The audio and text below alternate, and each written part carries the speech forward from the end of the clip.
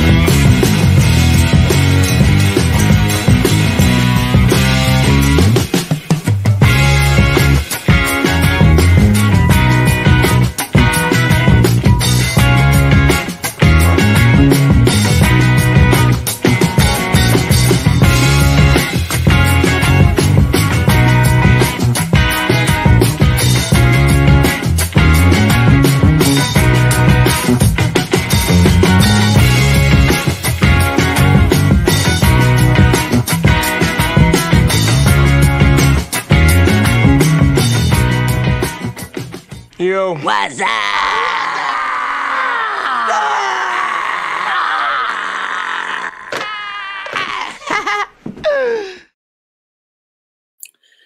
Eh bien, le bonjour à tous, c'est Mister Cult, j'espère que vous allez tous très bien. On se retrouve pour un nouvel entretien ciné, petite émission que j'aime bien faire en mettant en avant un petit peu des confrères youtubeurs ou autres, ça peut arriver. Après Cinéclectisme, Le Beau Parleur du Cinéma, Max Pereira, Jules Melon, Morganisme son ciné, Méphilion, et j'en passe, d'autres que j'oublie, mais que je salue amicalement. C'est au tour d'un bon pote que je connais depuis très très longtemps, avec qui j'ai pratiquement découvert au moment où je me suis lancé sur YouTube, et depuis on est resté en contact. Il a souvent aussi été présent sur la chaîne, que ce soit à divers lives, mais également s'étant essayé à certains de mes concepts, ne serait-ce que ta scène qui t'a le plus marqué. Et d'ailleurs, le film qu'il avait mis en avant sera un petit peu lié au film qui va nous intéresser aujourd'hui.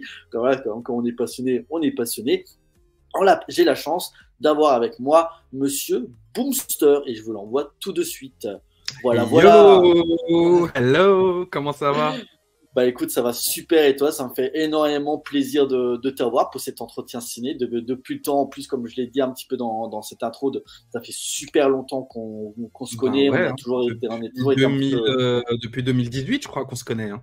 Pratiquement. On avait à peu près commencé la même année.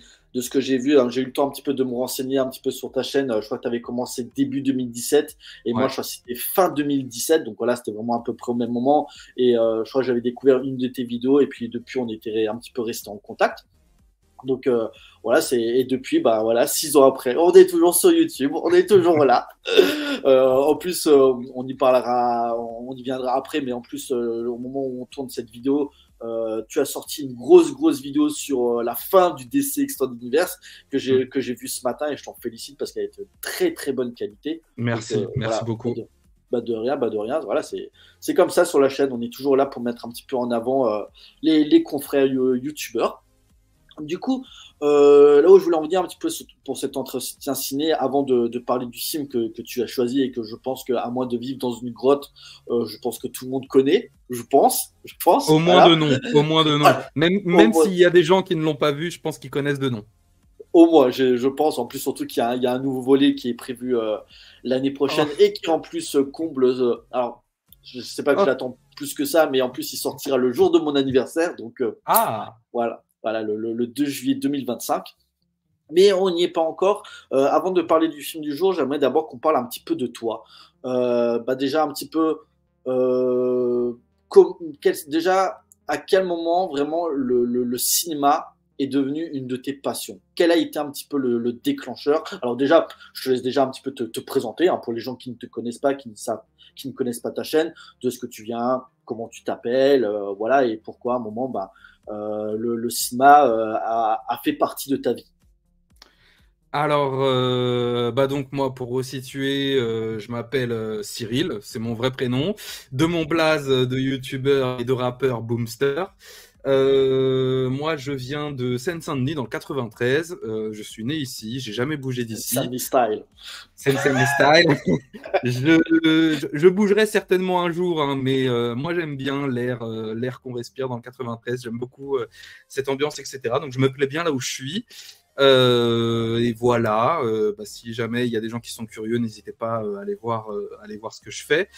Moi, je suis une chaîne de YouTube cinéma. Moi, ma première expérience marquante vraiment avec le cinéma, parce que je peux pas vraiment parler d'événements où je me suis dit, ça y est, je suis cinéphile, je suis cinéphage, ça y est, le cinéma est une passion.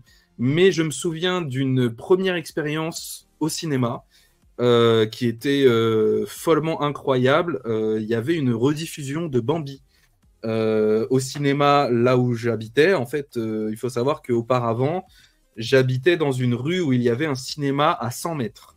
Cinéma municipal à 100 mètres de chez moi. Et donc, mes parents m'y ont amené très jeune. Et je ne sais pas quel âge j'avais quand j'ai vu Bambi au cinéma, mais je devais avoir vraiment 3 ans, quelque chose comme ça.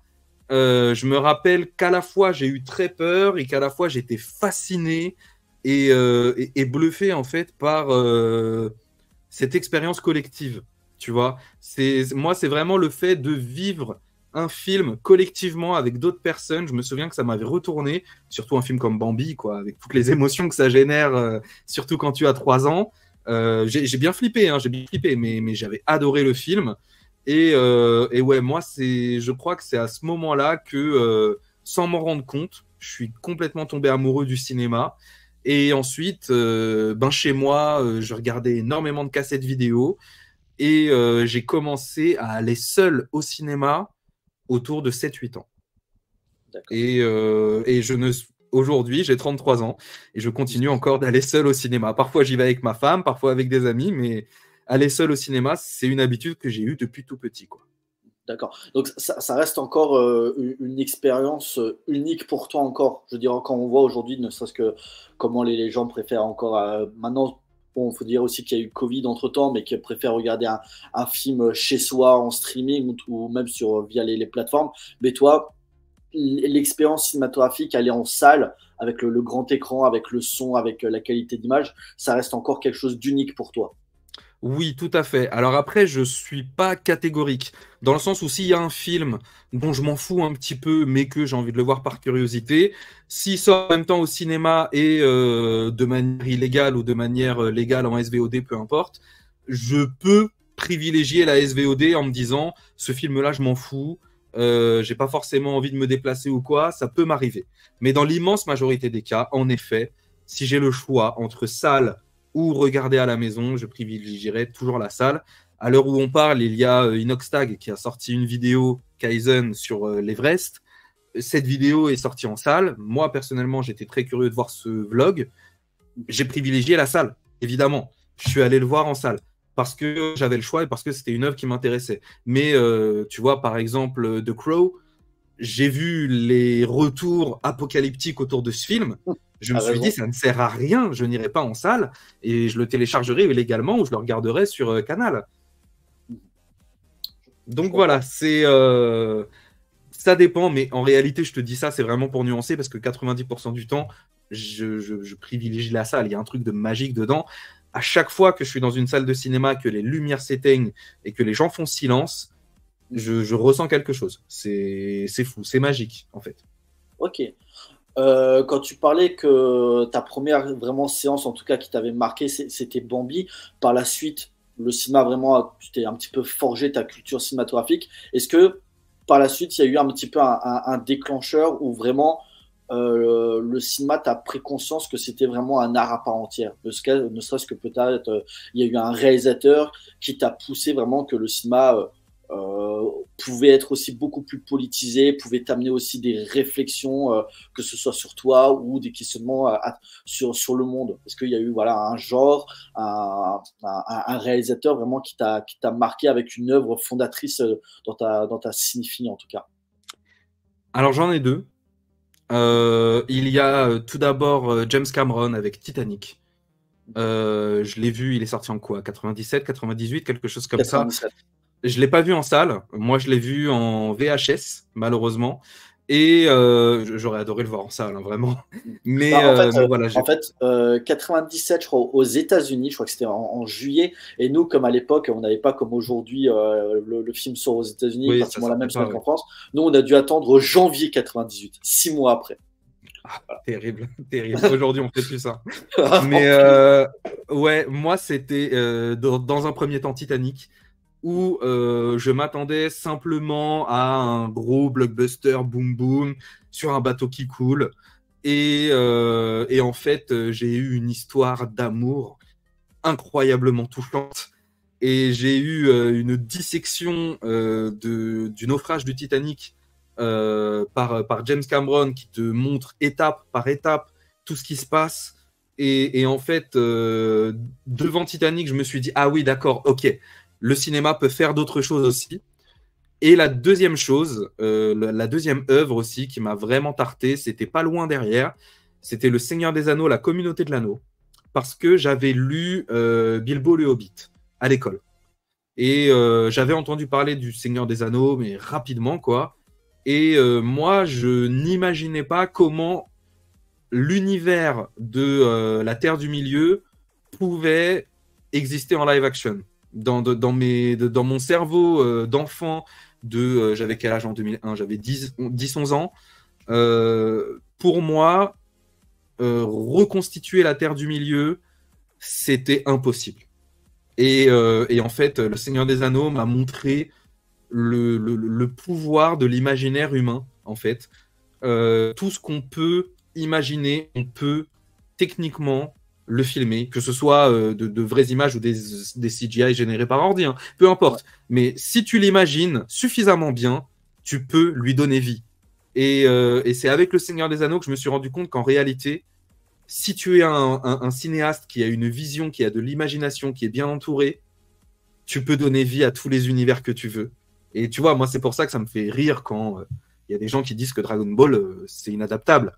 Mais lol, mais lol, Dragon Ball, ce n'est pas du tout inadaptable. C'est toi qui n'as aucune imagination, mon ami. Donc ouais, je dirais Titanic, dans le côté, les histoires peuvent raconter autre chose que simplement Une histoire une d'amour. succession d'événements, voilà, tu vois. Ça peut te toucher en plein cœur. Les histoires, en fait, peuvent te toucher en plein cœur et peuvent te mettre des personnages diablement intéressants, quand bien même on est là pour raconter une histoire qui fait boum boum. Et Le Seigneur des Anneaux, de par le fait que je constate que avec de l'imagination et des fonds, hein, on va pas se mentir, des fonds aussi monétaires, tout est possible au cinéma. Et voilà, moi, ça m'a donné vraiment... ça m'a fait prendre conscience d'autres choses dans le cinéma. Je suis assez d'accord. En plus, moi, quand tu me reparles un petit peu de cette période, moi, je me souvenais de décembre 2001 où tu avais ce côté un petit peu événementiel parce que le même mois, tu avais le premier Harry Potter qui sortait. Je crois que c'était début décembre. C'est vrai. Et fin décembre, tu avais le premier Seigneur des Anneaux. Mais ce qui me faisait encore plus, ce qui m'excitait encore plus, c'est que, comme d'habitude, avant de voir le film, tu as 15 minutes de bonne annonce et que tu allais voir le Seigneur des Anneaux. Et pendant les bonnes annonces, tu avais déjà le premier teaser de Spider-Man où tu dis oh l'année 2002, oh l'année 2002. Quelle époque. Mais quelle époque. Et alors il y a peut-être une question un petit peu qui va fâcher, mais quand tu dis qu'à l'époque on arrivait en plus avec un vrai auteur derrière, un gros qui avec les moyens te pouvait créer tout et n'importe quoi. Quand avant, justement tu parlais du remake de The Crow qui était un remake qui traînait dans les tiroirs hollywoodiens depuis presque 15-20 ans. Est-ce que tu trouves qu'aujourd'hui en plus, c'est un petit peu lié aussi avec ce que tu avais fait avec ta dernière vidéo. Est-ce que tu trouves qu'aujourd'hui, dans le cinéma, en tout cas pour les gros studios, il n'y a plus d'imaginaire? Wow, question difficile. En fait, Comme si on dirait que pour la nouvelle génération, c'est dur de les faire rêver comme nous à notre époque. alors ça oui, mais je ne pense pas que ce soit des créatifs qui manquent. Parce que des créatifs talentueux, Hollywood en a. Et le problème, c'est que Hollywood est aujourd'hui régi par qui sont plus intéressés par la rentabilité immédiate d'une œuvre, presque d'un produit. Aujourd'hui, même, on peut parler de produit. Ils veulent que ce soit rentable tout de suite et donc ils ne prennent plus de risques. Et en fait, le problème pour moi, c'est pas qu'on est moins créatif, c'est que nous sommes moins autorisés à l'être. Et je pense que quelqu'un qui arrive, ce qui est arrivé à Ridley Scott au début de sa carrière, ça ne pourrait jamais arriver à quelqu'un aujourd'hui. Ça ne pourrait jamais arriver à quelqu'un de se montrer aussi créatif et avec autant de prise de risque, etc. Alors oui, les studios comme A24 existent et d'autres aussi studios qui font un peu de la série B avec des films qui prennent des risques, etc. Mais dans le grand public, dans le cinéma mainstream, dans le cinéma AAA, le constat est que les histoires sont moins intéressantes, moins créatives, les films sont moins beaux, les CGI sont moins travaillés, etc., etc. Mais ouais, pour moi, en fait, le problème, c'est le fait que les studios ont compris que en faisant des œuvres calibrées, ils avaient plus de chances de ramener du monde en salle. Donc c'est triste. Mais Surtout c'est qu'en nous plus, les... Ouais, en plus, ce que tu dis avec A24, moi j'aime beaucoup ce studio, mais le problème c'est qu'en plus c'est un studio qui est très lié au cinéma de genre. Donc déjà, c'est pas oui, forcément un studio qui attire tous les publics. Tu vois, c'est là, ça. quand ce que tu parlais avec, je sais pas, ne serait-ce que les films de super-héros aujourd'hui qui pullulent, bah, c'est un genre en particulier qui peut rameuter aussi bien les adultes que les enfants. Et 24, en général, c'est de l'horreur, tu vas pas avec ton gosse de 5 ans, tu vois. Mm, c'est vrai. C'est vrai. Mais après, bah, c'est à nous aussi d'inverser la tendance. Je veux dire, en tant que spectateur, on a aussi notre part de responsabilité. Et si on ne va voir que les blockbusters calibrés et non pas les films d'auteurs où des mecs ont une vision et veulent la partager avec du cœur, bah, qu'on se plaigne pas que 2 ans plus tard, 3 ans plus tard, on ait toujours pas plus de films d'auteurs blockbusteresques, j'ai envie de dire. Après, il y a des films qui me feraient mentir, tu vois, il y a eu la duologie Dune de Denis Villeneuve, qui est quand même un gros blockbuster, qui ne rapporte Bientôt pas des trilogie. milliards, mais voilà, bientôt la trilogie d'ailleurs. Tu vois, il y a toujours des. Voilà, tu as Christopher Nolan quand même, qui est une personne très influente et qui. Voilà, son Oppenheimer, il a dépassé le milliard, je crois, alors que c'est un film qui, avec des gens qui discutent dans un bureau et une bombe qui explose pendant 3 minutes au bout de 2 heures de film, sur le papier, c'est pas du tout calibré pour marcher. Et pourtant, ça a cartonné. Grâce à Barbie, oui, d'accord, mais ça a cartonné quand même. Et les gens ont apprécié. La plupart des gens qui ont vu Oppenheimer l'ont trouvé très bon. Donc, il y a toujours des contre-arguments, on peut toujours nuancer les choses, etc. Mais le fait est que, oui, aujourd'hui, les créatifs n'ont plus beaucoup d'espace pour évoluer et n'ont surtout plus beaucoup d'espace pour faire des films à gros budget.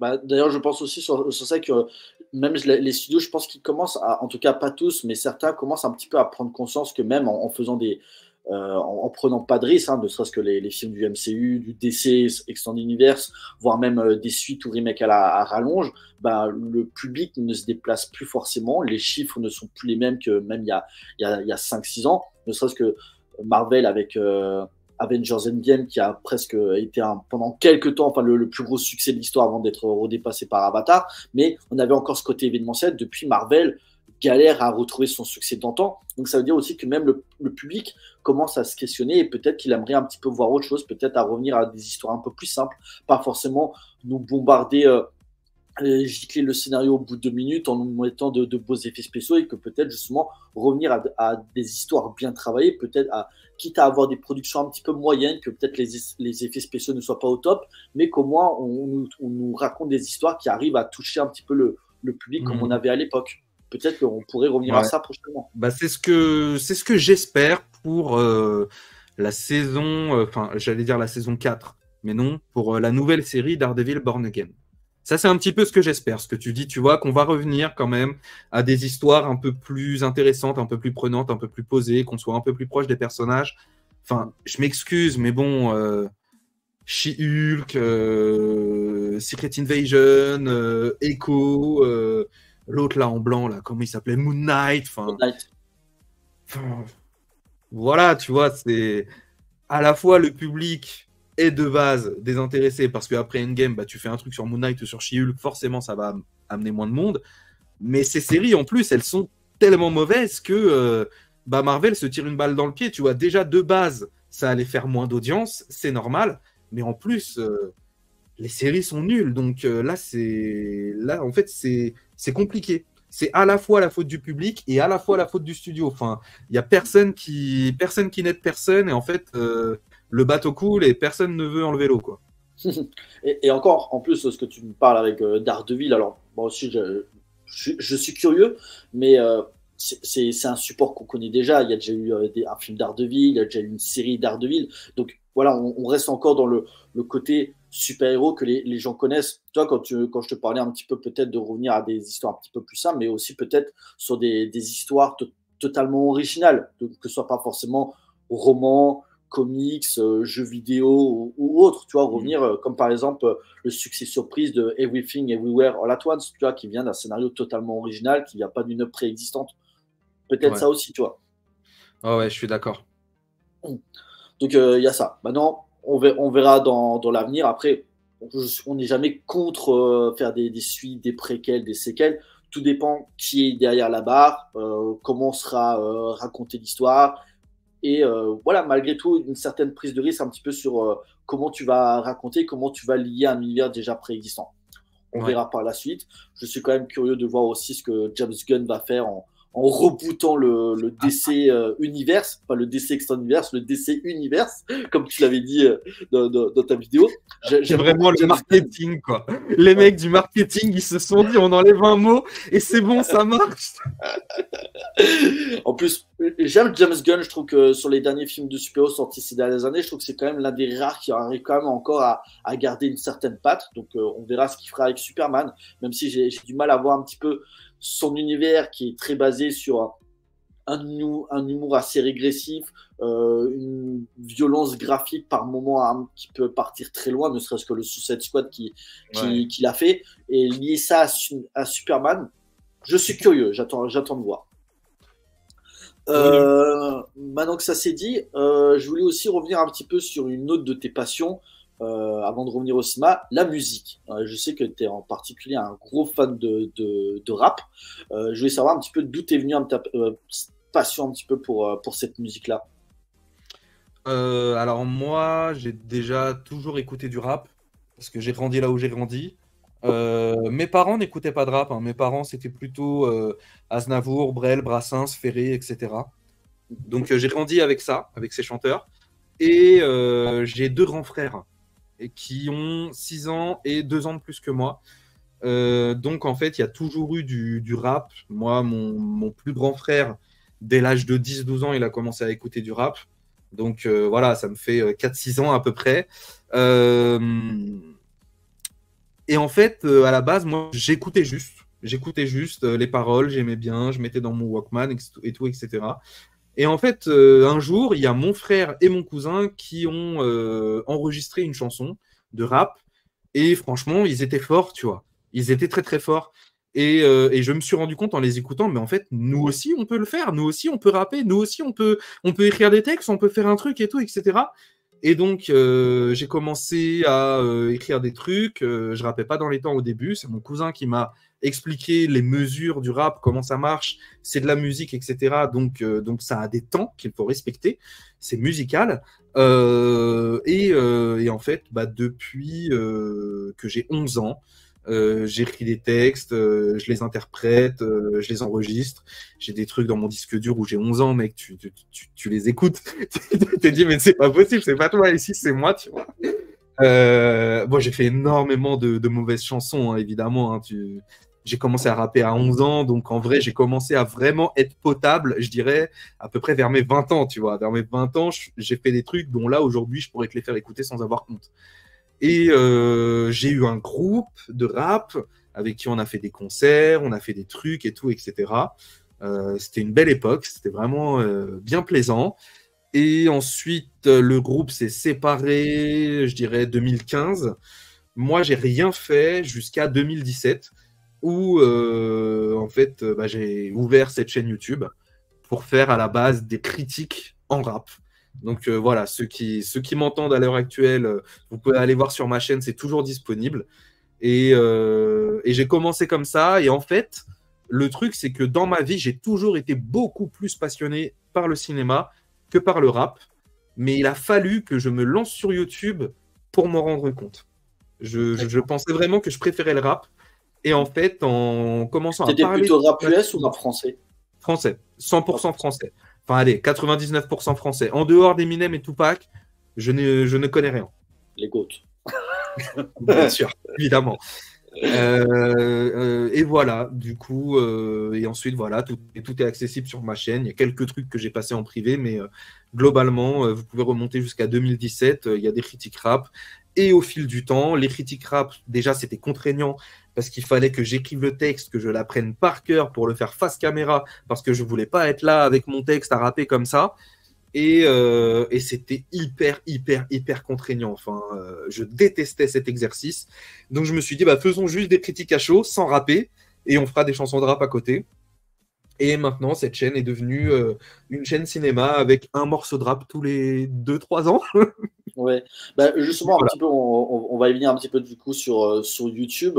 Le fait que, comme tu l'as dit, le cinéma a toujours pris une grande place dans ta vie. À quel moment vraiment tu t'es dit, tiens, et si je partageais ma passion sur YouTube? Est-ce que peut-être parce que tu as eu d'autres cinéastes et tu t'es dit, bah écoute, j'ai une caméra, je vais m'essayer à cet exercice et depuis, bah voilà, tu dis, bah, t'es encore dans le game. Voilà, qui a vraiment été un déclencheur. Est-ce que justement, il y a peut-être un vidéaste qui t'a parlé et tu t'es dit, tiens, Ouais. je peux faire comme lui. Et aussi, bah, tout simplement, d'où est venu le nom Boomster? Alors, je sortais de La La Land. J'ai regardé la critique de In the Panda, Victor Bonnefoy, et il avait fait une critique chantée. Et je Oui. me suis dit, mais quel génie! Mais quel génie, le mec! Il a fait une critique chantée! Et je me suis dit, attends, mais moi, je sais rapper. Je pourrais faire une critique rappée de La La Land.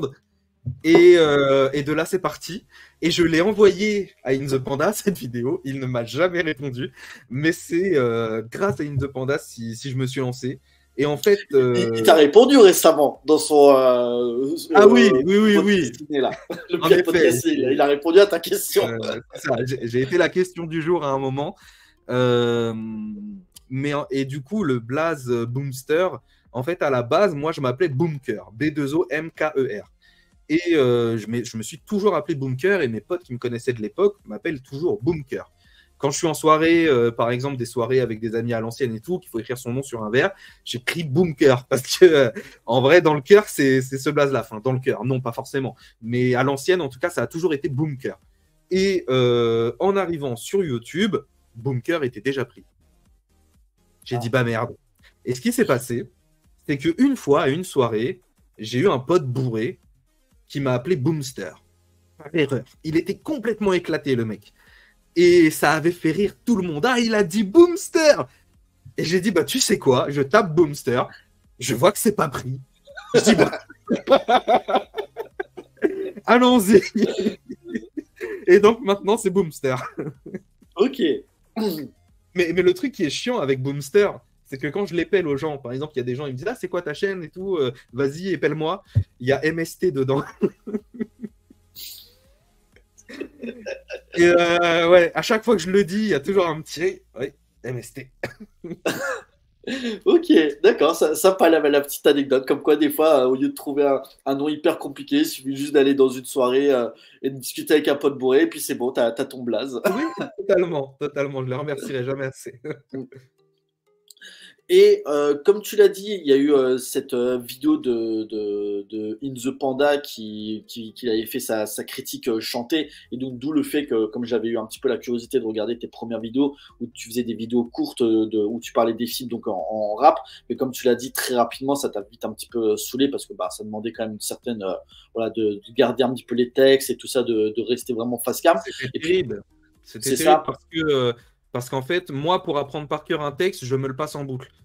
Je suis obligé, en fait, pour apprendre par cœur un de mes textes, je l'enregistre à l'arrache avec le téléphone et je me le passe en boucle. Donc ça veut dire que je faisais trois jours avec mon texte en boucle pour bien le maîtriser. Le faire face cam, ça me prenait 15-20 prises. Donc non, voilà. D'accord. Et petit à petit, en fait, tu as commencé à partir un petit peu sur des critiques cinéma classiques.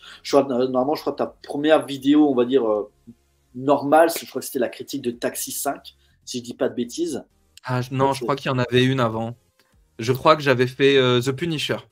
mais c'est possible qu'elle soit passée en privé. Donc, Ouais, c'était possible parce que j'avais pas vu Punisher, je l'ai pas vu. Je crois qu'il y ouais, avait non, The non, Last elle Lovers doit et être juste en privé. après Taxi 5.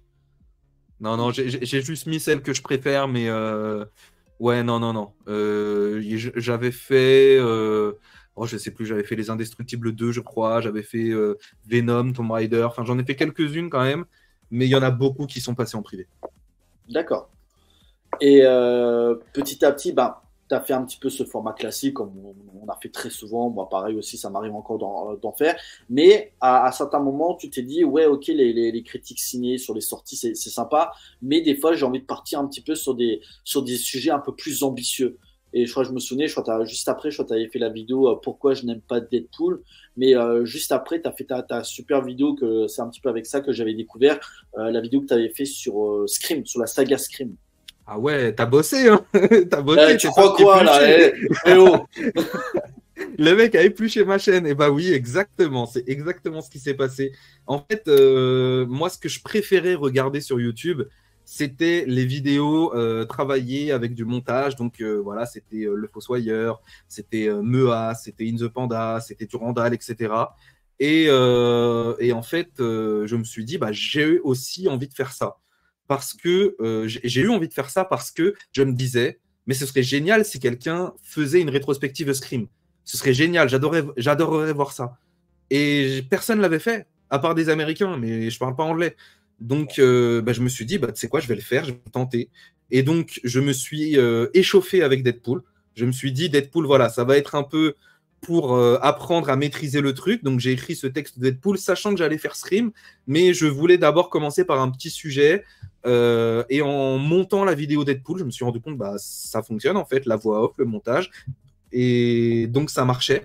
Donc, je me suis lancé dans Scream. Et de là, en fait, bah, je me suis rendu compte que. Enfin, c'est pas je me suis rendu compte, c'est plutôt j'ai découvert le format vidéo que je préfère fabriquer. C'est les vidéos essais. Et depuis, bah, c'est quasiment ça qu'on voit majoritairement sur ma chaîne, quoi. Pratiquement. Bah, juste après, comme je dis, c'est avec cette vidéo en fait que j'avais un petit peu découvert ta chaîne, qu'on avait commencé à discuter. Et puis après, je crois, juste après, tu avais fait. Bah, on en discutait un petit peu. En plus, moi, j'étais au taf sur ta vidéo sur Rocky 5. C'était là vraiment, Oui. on avait commencé vraiment à se parler, à se connaître et tout ça. Et même encore aujourd'hui, je me dis, ouais, putain, il y avait vraiment une analyse vraiment intéressante. Et aujourd'hui, quand tu continues à faire tes vidéos, parce que c'est vrai que tu vois, t'es pas forcément comme moi à faire une voire deux vidéos par semaine ou un live à accompagner. Toi, ça peut arriver que tu fasses pas de vidéo pendant 3 mois, mais par contre, quand tu reviens dans le game, tu vas faire une vidéo de 1 heure pour vous dire, je suis toujours là, les gars. Je pose les couilles sur la table. Vous avez 1 heure, me faites pas chier pendant 2 mois maintenant. C'est bon, j'ai des vacances. C'est un peu ça. Et encore, je trouve que en disant 2 mois, t'es super gentil, hein. Parce que là, j'avais sorti ma rétrospective Jurassic Park, c'était juillet-août Ouais. 2023. Et entre-temps, j'ai fait une petite vidéo sur Farang, mon top flop. Mais en réalité, pour moi, vraiment, quand Vidéo je parle collection. de... Ah oui, la vidéo collection aussi, que j'ai tournée en même temps que mon top flop. C'est pour ça que je l'ai... Voilà. Mais ouais, pour moi, là, en réalité, j'ai quasiment fait 1 an sans vidéo, tu vois.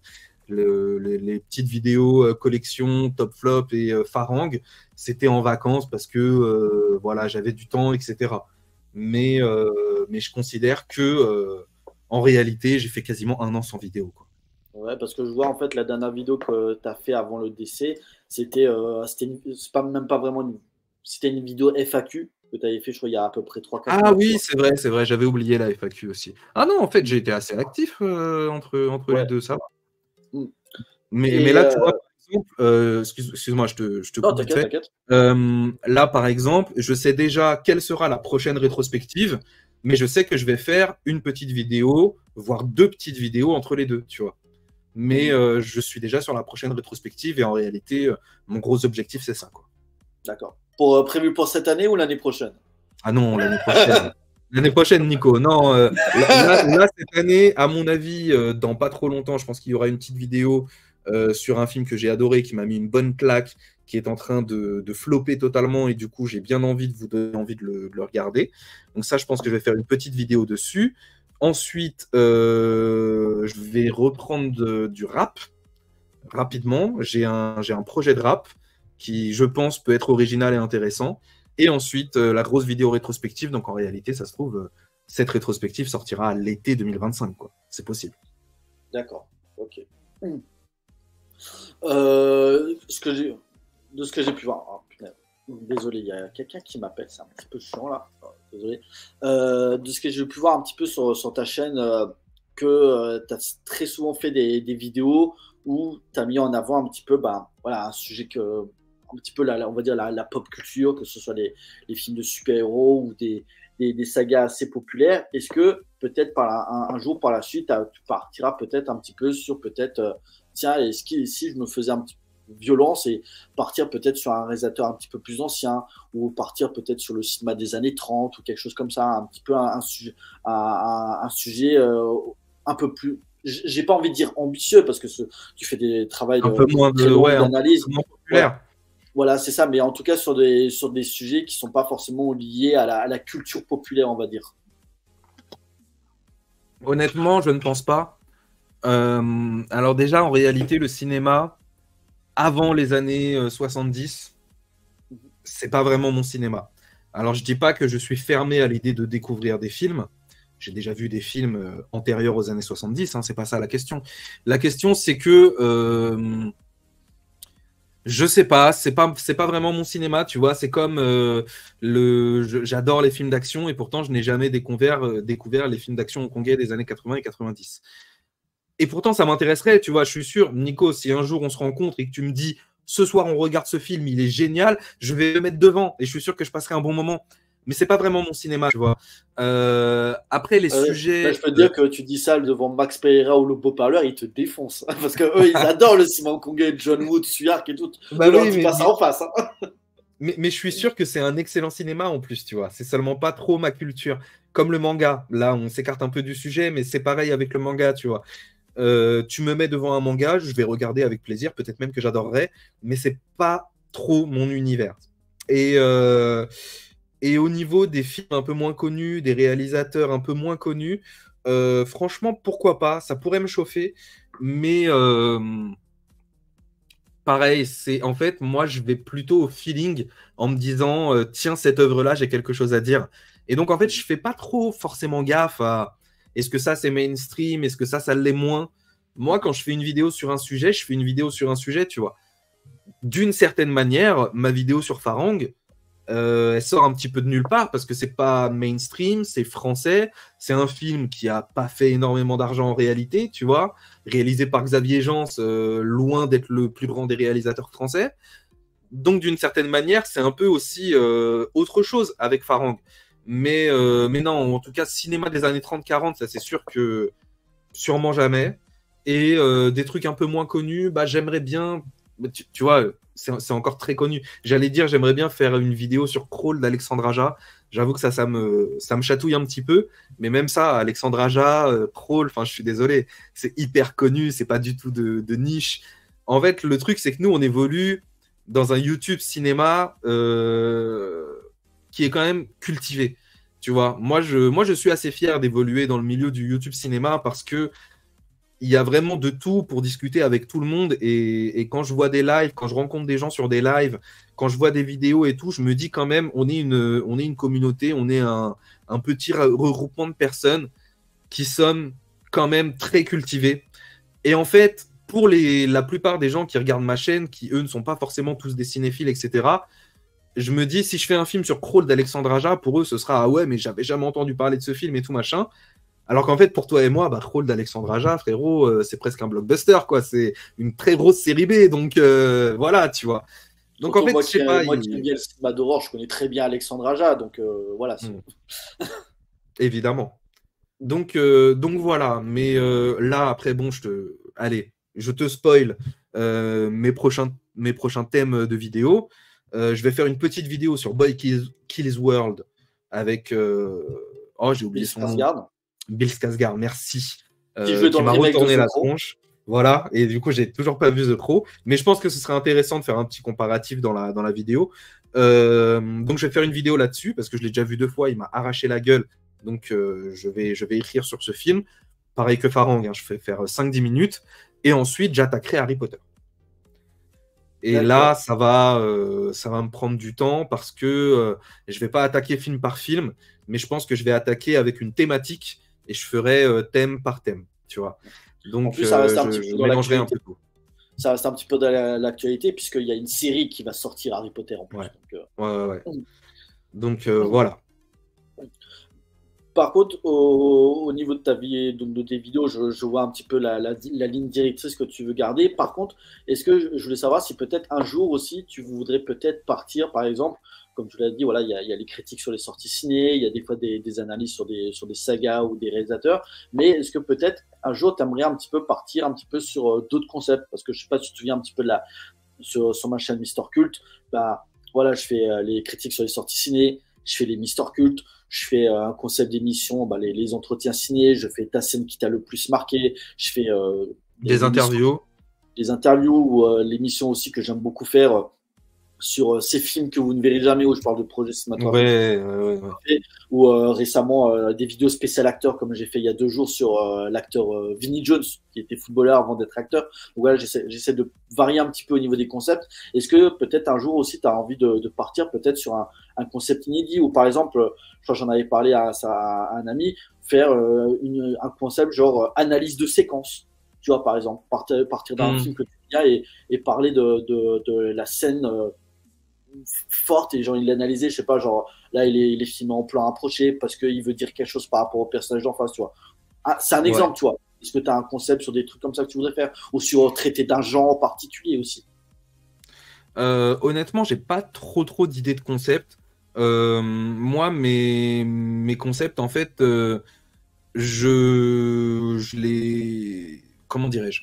J'en ai aucun, en fait. C'est-à-dire que je prends chaque vidéo comme telle et chaque vidéo, je vais la construire comme j'ai envie que celle-ci soit construite. Après, j'ai quand même très envie de tourner un vlog sur les coulisses d'un cinéma parce que ça, c'est quelque chose que je n'ai jamais vu. J'ai déjà vu plein d'interviews, on voit pas mal de visites de cabines, mais il n'y a pas réellement de je vous montre tout l'envers du décor d'un cinéma. Et j'aurais une tonne de questions à poser à un professionnel qui travaille dans un cinéma et qui accepterait que je le suive pendant 2-3 heures. J'aurais vraiment une tonne de questions à poser. Et bah ça, à un moment, j'avais une piste pour le faire. Finalement, cette piste, elle est tombée à l'eau. Je n'ai pas forcément cherché ailleurs. Et donc, en fait, c'est un concept que je garde un peu sous le coude. Mais là, dernièrement, il y a un type qui bosse dans un cinéma que je fréquente qui était pote avec mon frère. Et on s'est reconnu, ah salut, ça va, tu vas bien et tout. Chaque fois qu'on se voit, on se serre la main. Donc il y a peut-être moyen qu'à un moment, je lui dise, je peux te parler 2 minutes, j'aimerais bien tourner un vlog et tout, machin.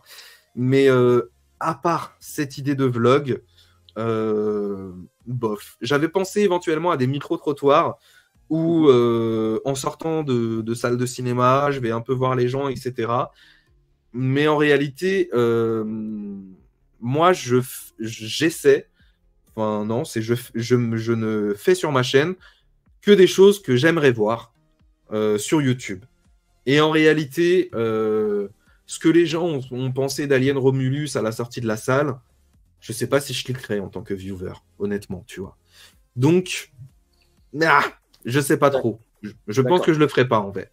Mais Okay. à part cette idée de vlog, j'ai rien.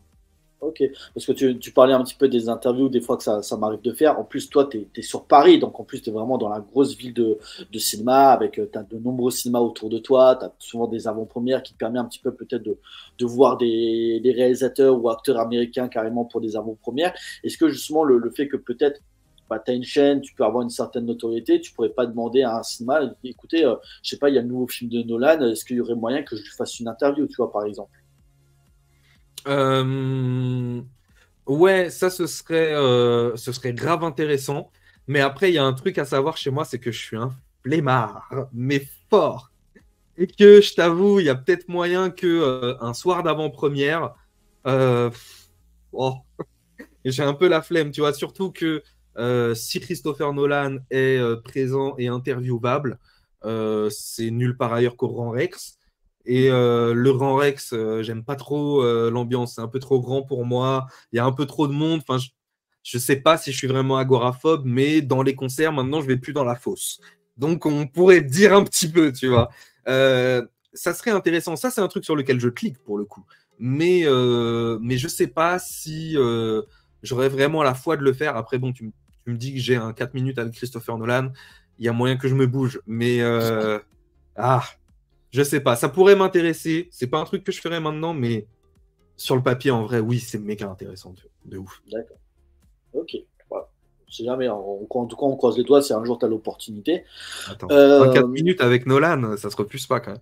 Ah oui, clairement.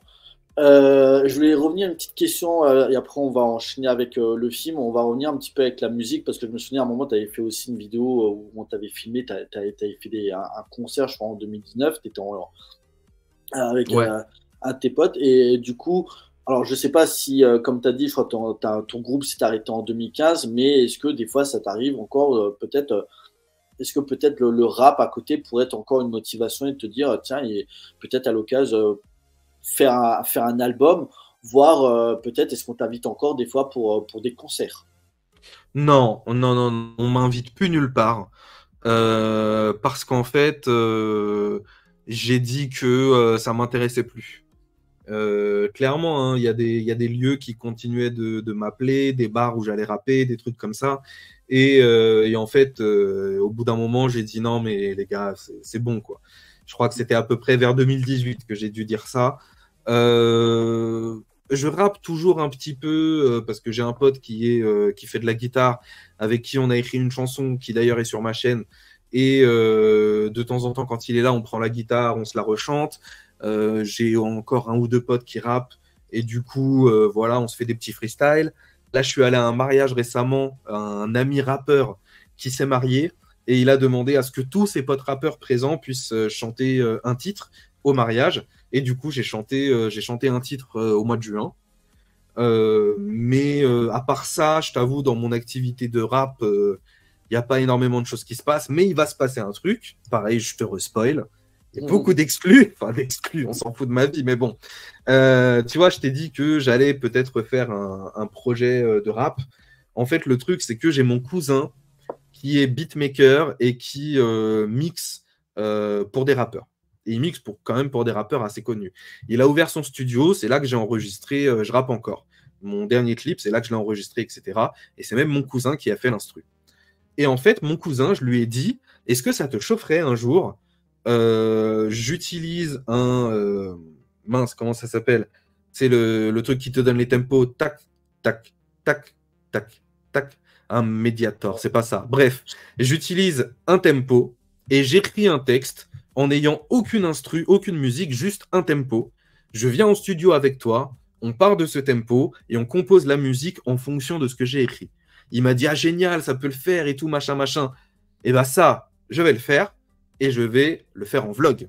Donc en fait, je vais faire mon premier vlog bientôt où je vais me filmer en train d'écrire, je vais donner mes impressions, je vais filmer avec mon cousin l'instrumental, l'enregistrement. Si on va jusqu'au clip, je filmerai aussi les coulisses du clip. Et je me dis que tout ça condensé, un petit vlog entre 20 et 40 minutes, ça peut être sympa. Voilà, c'est l'un de mes prochains projets. Un vrai making-of, quoi, en soi. Ouais, ouais, un petit truc comme ça. Ça peut être sympa.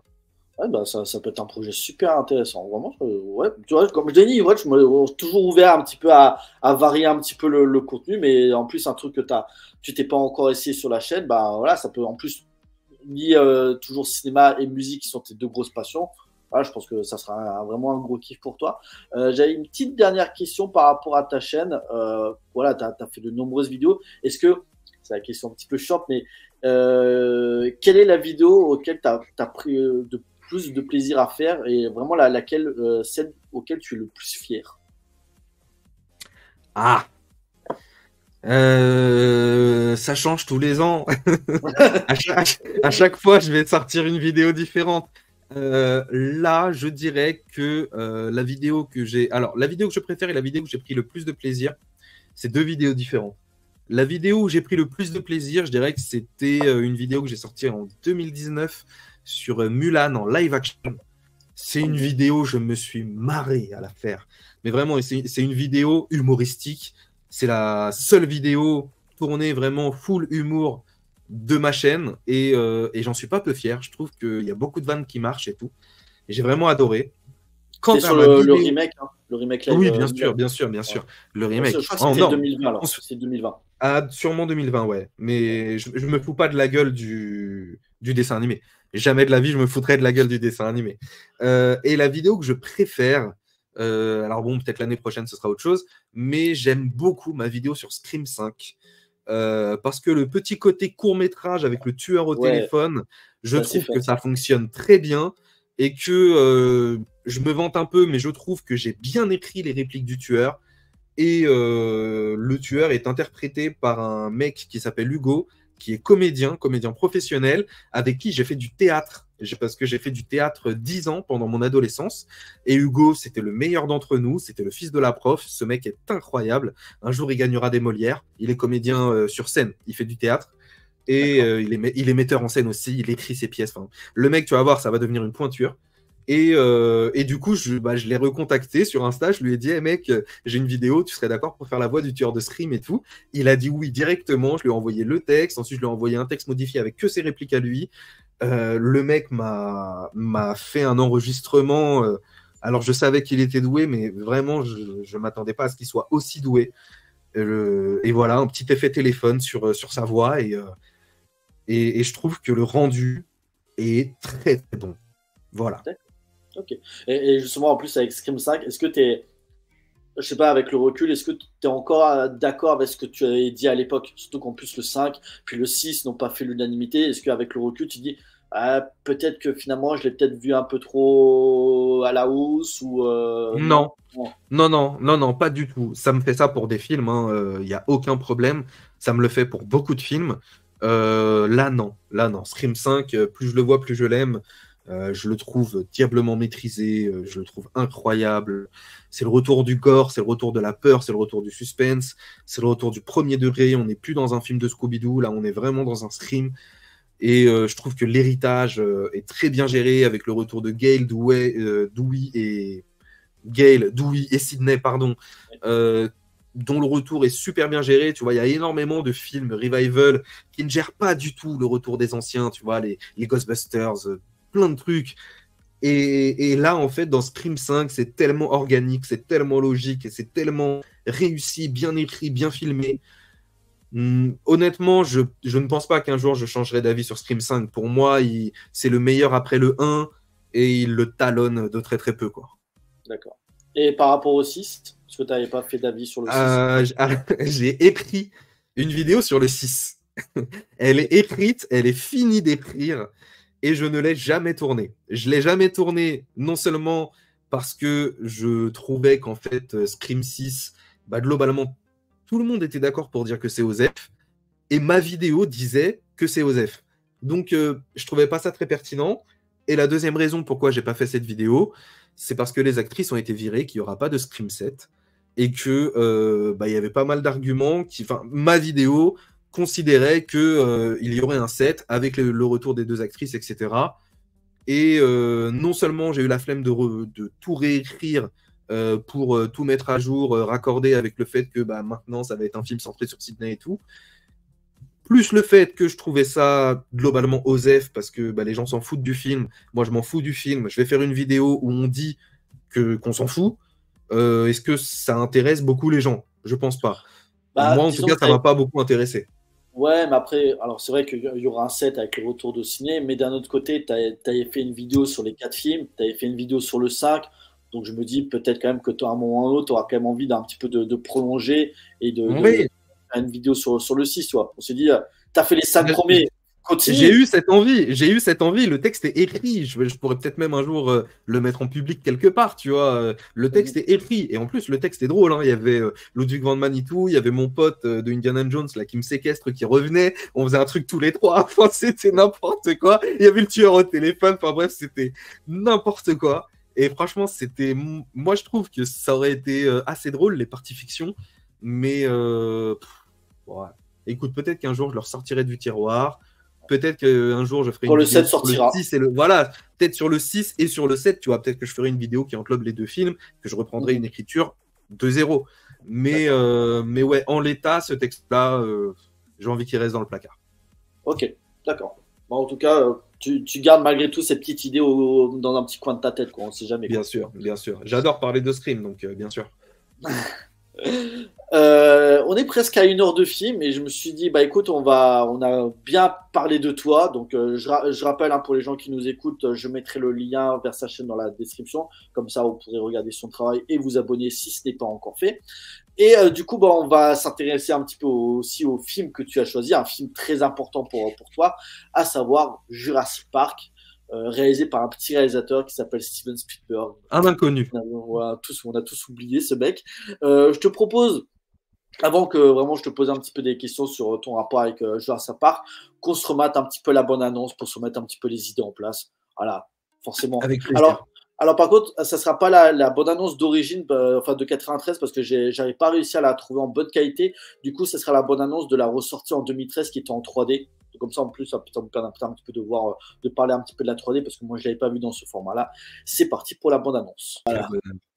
Avec la musique, avec les notes de John Williams, c'est un pur bonheur. Donc Jurassic Park, sorti en 1993, ça veut dire que déjà l'année dernière, le film a déjà plus de 30 ans. Putain, ça ne rajeunit pas tout ça. Et non. Et non. Quand est-ce que tu as vu pour la première fois Jurassic Park? Déjà, une petite question un petit peu bête. T'as combien de visionnages du film? Wow, je compte pas, mais c'est simple. C'est simple. Je le regarde 4-5 fois par an. Ouais. Et j'ai 33 ans et la première fois que je l'ai vu, j'avais 4 ans. 4 ans, ok. Donc voilà, ça fait beaucoup. Et encore, je suis sûr qu'il y a des années, j'ai dû le voir 10-15 fois.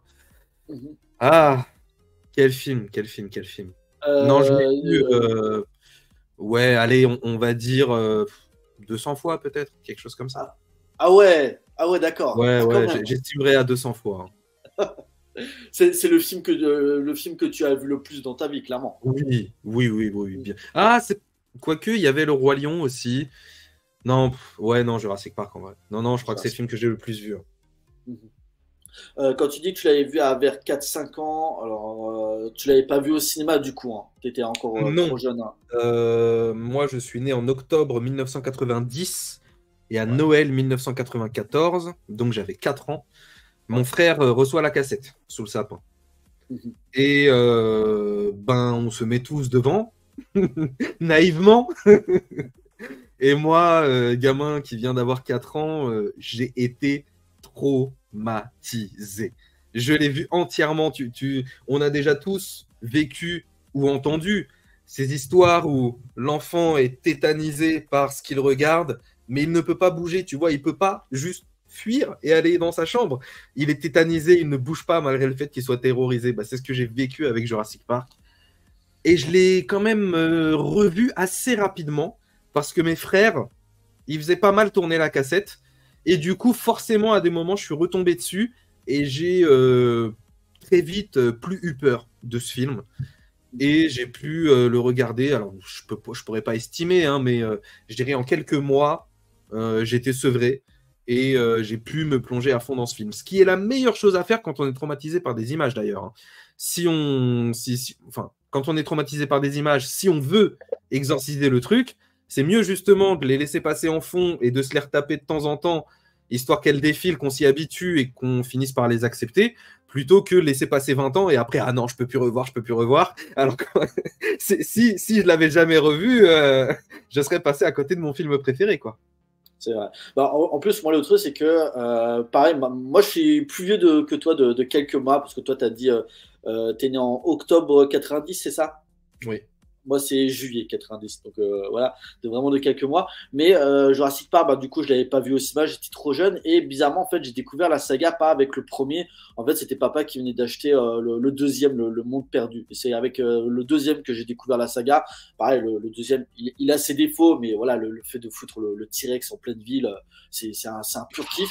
Puis après, j'ai découvert le premier et je me dis, quand même, le premier, même si c'est aussi Spielberg, c'est quand même d'un autre niveau. Est-ce que quand tu as vraiment, quand tu as vraiment eu cette passion pour Jurassic Park, ça t'a un petit peu comme beaucoup donné un petit peu envie d'aimer les dinosaures? Est-ce que aussi à côté, ça t'a donné envie également de lire le roman de Michael Crichton? Alors, moi, je me suis rendu compte que j'étais amoureux de Jurassic Park assez tard, en fait. Je me suis rendu compte que j'étais amoureux de Jurassic Park, je devais déjà avoir la vingtaine, tu vois. Et en fait, j'ai toujours été amoureux de ce film, mais je ne le savais pas. Donc, la passion pour les dinos, bah, je suis passé totalement à côté. Mais le roman, par contre, justement, vers la vingtaine, au moment où je me suis rendu compte que j'étais vraiment amoureux de ce film, là, je me suis acheté le roman, je me suis plongé dedans, j'avais adoré, et je l'ai lu, ouais, c'était ça, c'était été 2010, et là, je l'ai relu été 2022. Et vraiment, deuxième lecture, Jurassic Park est un putain de bon livre. Le film est très très très fidèle. Les questionnements philosophiques, éthiques, moraux du film sont multipliés dans le livre, on s'en doute. C'est un livre aussi qui est très scientifique, donc il va vachement mieux nous expliquer comment les dinosaures, non seulement on a réussi à les recréer, mais aussi comment est-ce qu'ils arrivent à se reproduire. L'explication scientifique qui est beaucoup plus poussée dans le livre. Il y a beaucoup plus aussi de séquences de suspense. Voilà, dans le film, il y a pas tant que ça de séquences de suspense. Là, dans le livre, il y a beaucoup de situations où bah, humains et dinos se font face à face et du coup, bah, faut s'en sortir.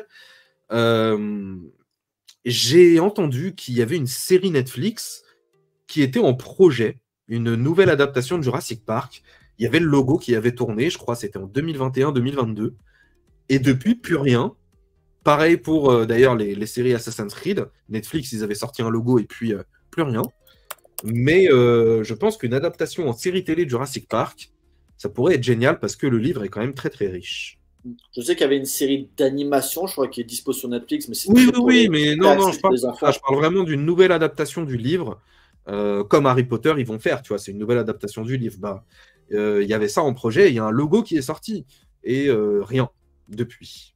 D'accord. Mais ils avaient fait la même chose pour Assassin's Creed, je crois que c'était en 2018, ils ont annoncé la série The Last of Us et la série Assassin's Creed en même temps. La série The Last of Us est sortie, la saison 2 arrive bientôt. Assassin's Creed, rien à part un logo. C'est fou. Ok. Mais bon. Après, peut-être que forcément, comme il y a encore les films, alors est-ce que peut-être le projet est retardé? Je sais pas, je pourrais pas te dire. Aucune idée. Euh, du coup, quand tu parlais un petit peu du roman, est-ce que, parce que moi j'ai pas lu le roman, est-ce qu'il y a aussi des différences entre le livre et le roman? Tu parlais que le film que le livre va beaucoup plus loin dans les explications scientifiques et tout ça, mais est-ce qu'il y a aussi des différences par rapport au film? Est-ce que par exemple, je sais pas, il y a un personnage dans le roman qui meurt et que dans le film il est encore en vie, par exemple? Oui, John Hammond. John Hammond s'est fait bouffer. Ian Malcolm aussi, même s'ils ont sorti Le Monde Perdu aussi en bouquin, et ils ont dit ah, en fait il avait survécu. Ian Malcolm et John Hammond se font bouffer. Il y a beaucoup plus de scènes d'action. Lex et Tim, leur âge est échangé, c'est-à-dire que Lex est la petite sœur de Tim. Tim qui est un gros geek et sa petite sœur bah, qui est juste une petite gamine sympathique et mignonne quoi. Sinon, quoi d'autre comme différence? Quoi d'autre pas grand-chose. Alan et Lee, ce sont les mêmes. En fait, c'est surtout des choses qu'ils ont retirées du bouquin quand ils ont adapté le film. Je pourrais te dire plein de trucs qu'ils ont retirés, mais des différences fondamentales, il n'y en a pas énormément. Ouais, la mort de John Hammond, la mort de Malcolm, le vétérinaire Gennaro aussi, qu'on voit pas du tout dans le... Enfin, on le voit dans le film, mais lui, il est très important et il fait partie du groupe au même titre que le chasseur dans le bouquin. Le vétérinaire qui... L'asiatique? Non, le vétérinaire qui Non. soigne le Triceratops Ah malade. oui, Tu te souviens? Le ouais. vétérinaire, bah lui, dans le bouquin, il est aussi important que le chasseur, que l'asiatique, que tout le monde. Voilà. Est-ce Sinon, qu'on pas découvre un peu plus de créatures aussi dans le bouquin? Est-ce qu'il y a un peu plus, vraiment un baissier un peu plus nombreux? À part les dinos volants, non. Il y a les dinos volants, il y a les stégosaures. mais c'est tout. D'accord. Le livre n'a pas un bestiaire énorme. Mhm. Parce que c'est vrai que dans le film, je crois, il y a l'ouverture avec le diplodocus, les stégosaures qui se promènent avec le regard un petit peu choqué de tout le monde. Après, c'est vrai Ouais. que tu vois surtout bah, le T-Rex, les raptors. Tu as cette créature-là avec le gros là, qui pique les trucs d'ADN, tu sais, qui crache du poison. Nedry, ouais. Oui, le Dilophosaure. Dilophosaure. Voilà. Mais c'est vrai que des créatures, t'en as pas plus que ça. En tout cas, c'est surtout les créatures Ouais. dangereuses. T'as même je crois, les Compognathus, je sais qu'ils sont présents dans le deuxième. Oui, ils sont Mais présents dans le premier. Ils sont présents dans le premier. D'ailleurs, la scène d'ouverture du 2, la gamine sur la plage, c'est ouais. l'ouverture du bouquin, le 1. D'accord. Ok. Voilà. Il y Donc a, c'est il y pas a- comme dans le film avec la cage et le mec qui se fait attraper par un raptor. C'est pas du Non, tout non, ça. non, non. Ça, d'ailleurs, l'ouverture du film, ça, c'est pas dans le bouquin, c'est simplement évoqué. On ne le voit pas. Enfin, on n'est pas Mhm. là au moment où ça se passe. Il y a aussi deux autres différences. C'est que dans Jurassic Park, le bouquin, il y a plusieurs T-Rex, il n'y en a pas qu'un seul. Et à la fin, l'île, quand même, elle se fait bombarder. Ah ouais, d'accord. Voilà, elle se fait bombarder à la fin, l'île. Ok. Alors, du coup, c'est-à-dire que Michael Crichton, en fait, il a écrit que 2 bouquins sur l'univers de Oui, Jurassic il a Park. écrit que deux bouquins, et du coup, dans le 2, il ressuscite Malcolm et il crée Isla Sorna, la deuxième île avec des dinosaures. Mais Isla Ok. Nublar est détruite. Ok. Ah ouais, c'est clairement les films ont pris une toute autre direction à partir déjà à partir du deuxième et vraiment à partir du 3 parce que je crois que Jurassic Park 3 se passe aussi sur la même île que le deuxième, si je dis pas de Oui, c'est ça, bêtises. sur Isla Sorna, Mm. oui. Mm.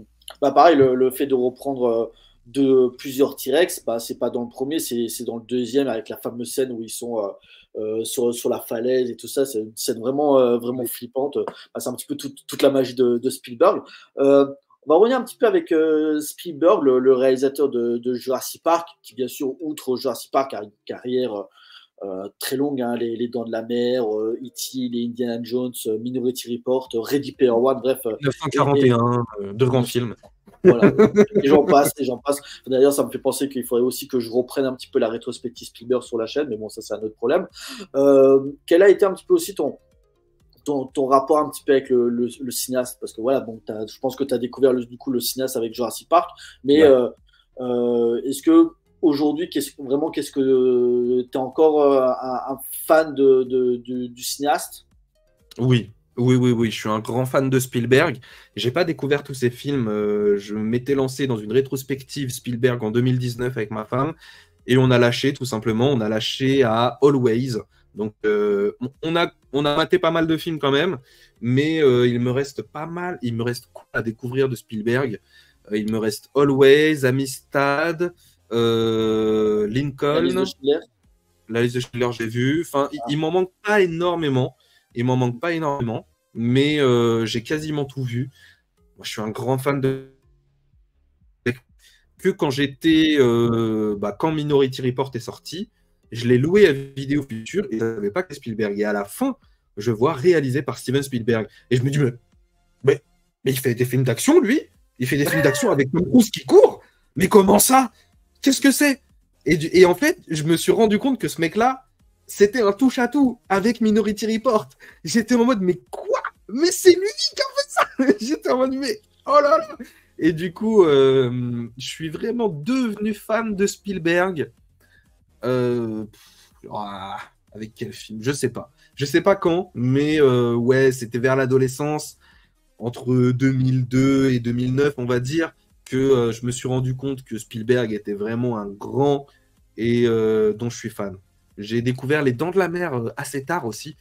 Et je crois que ouais, Les Dents de la Mer a bien aidé aussi dans le sens où je l'ai découvert à l'adolescence et j'ai adoré. C'est l'un de mes Spielberg préférés. C'est mon deuxième Spielberg préféré.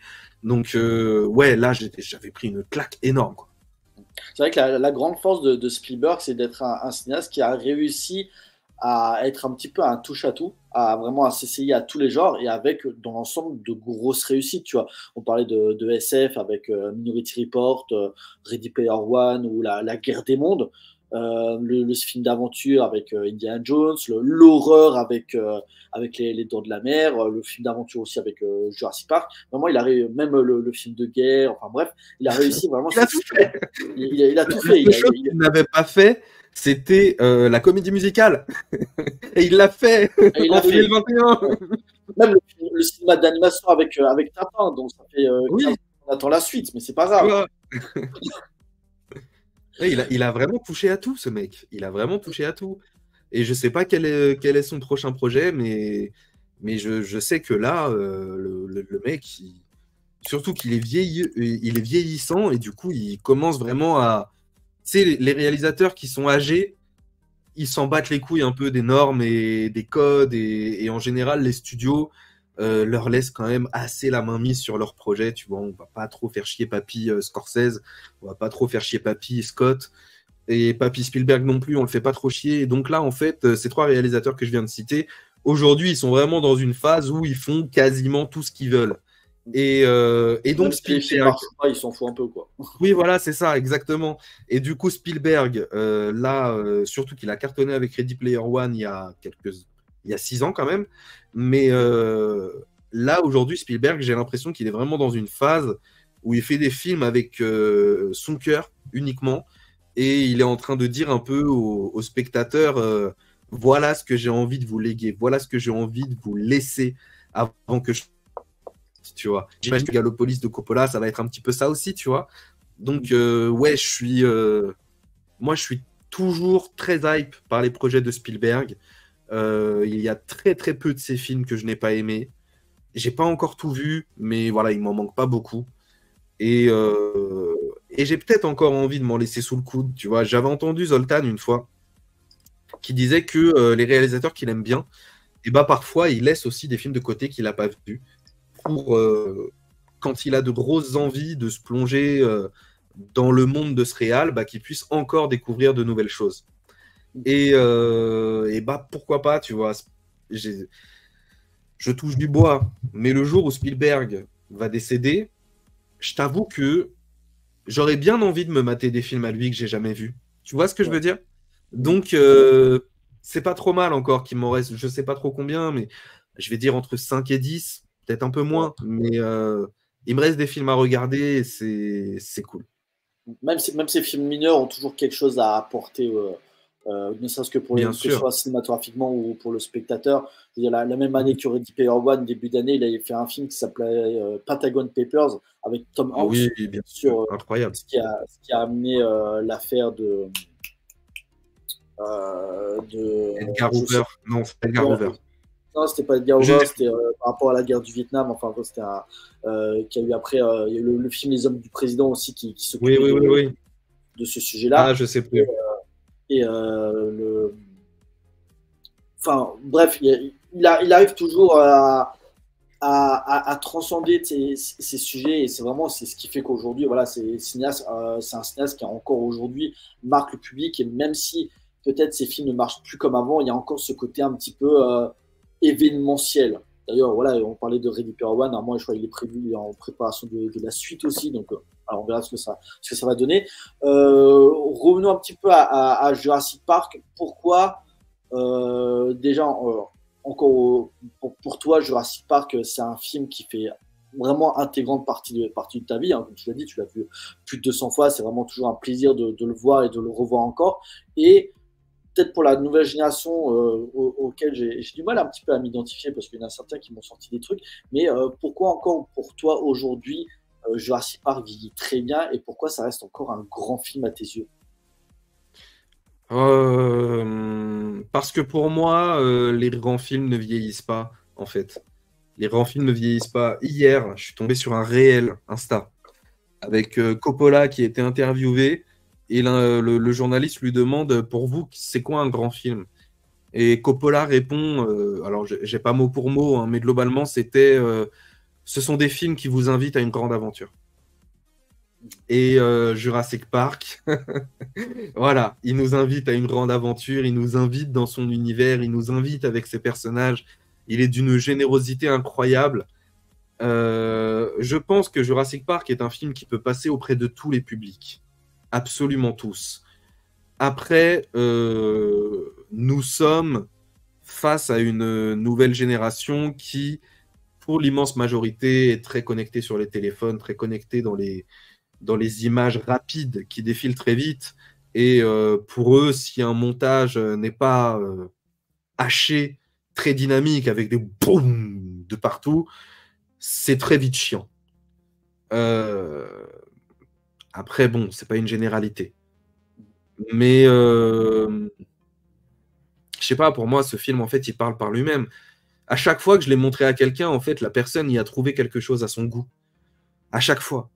Je l'ai montré à des amis, à des amis filles, qui ne sont pas du tout branchées horreur, qui ne sont pas du tout branchées action, qui ne sont pas du tout branchées suspense. Elles ont trouvé en Jurassic Park des trucs hyper intéressants que quelqu'un qui aime uniquement le suspense ne va pas du tout retrouver. Tu vois? En fait, Jurassic Park, il y avait Mea qui avait dit que c'est un super millefeuille, dans le sens où tu coupes un bout, tu prends une cuillère, c'est grave bon, mais si en réalité tu prends couche par couche, tu te rends compte que ce qui fait que c'est grave bon, c'est que chaque couche a un super goût. Enfin bref, c'est un peu naze dit comme ça, Ouais. mais c'était ça l'idée de la vidéo. Et en fait, c'est ça, il y a tellement de couches de lecture. Dans ma vidéo rétrospective sur Jurassic Park, je suis même allé jusqu'à parler de transsexualité, dans le sens où le film, mine de rien, si tu regardes par exemple là, a un propos sur la transsexualité et sur le féminisme de manière générale.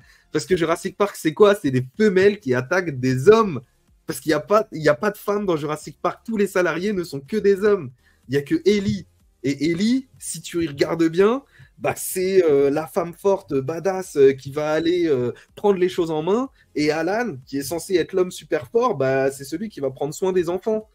Tu vois, il y a un truc féministe là-dedans, profondément féministe. Et moi, j'adore, tu vois. On retrouve plein de choses dans ce film, et si tu viens juste pour le suspense, tu seras servi. Si tu viens juste pour l'histoire, tu seras servi. Si tu viens juste pour la mise en scène, tu seras servi. Et ça, c'est dingue, en fait. Voilà.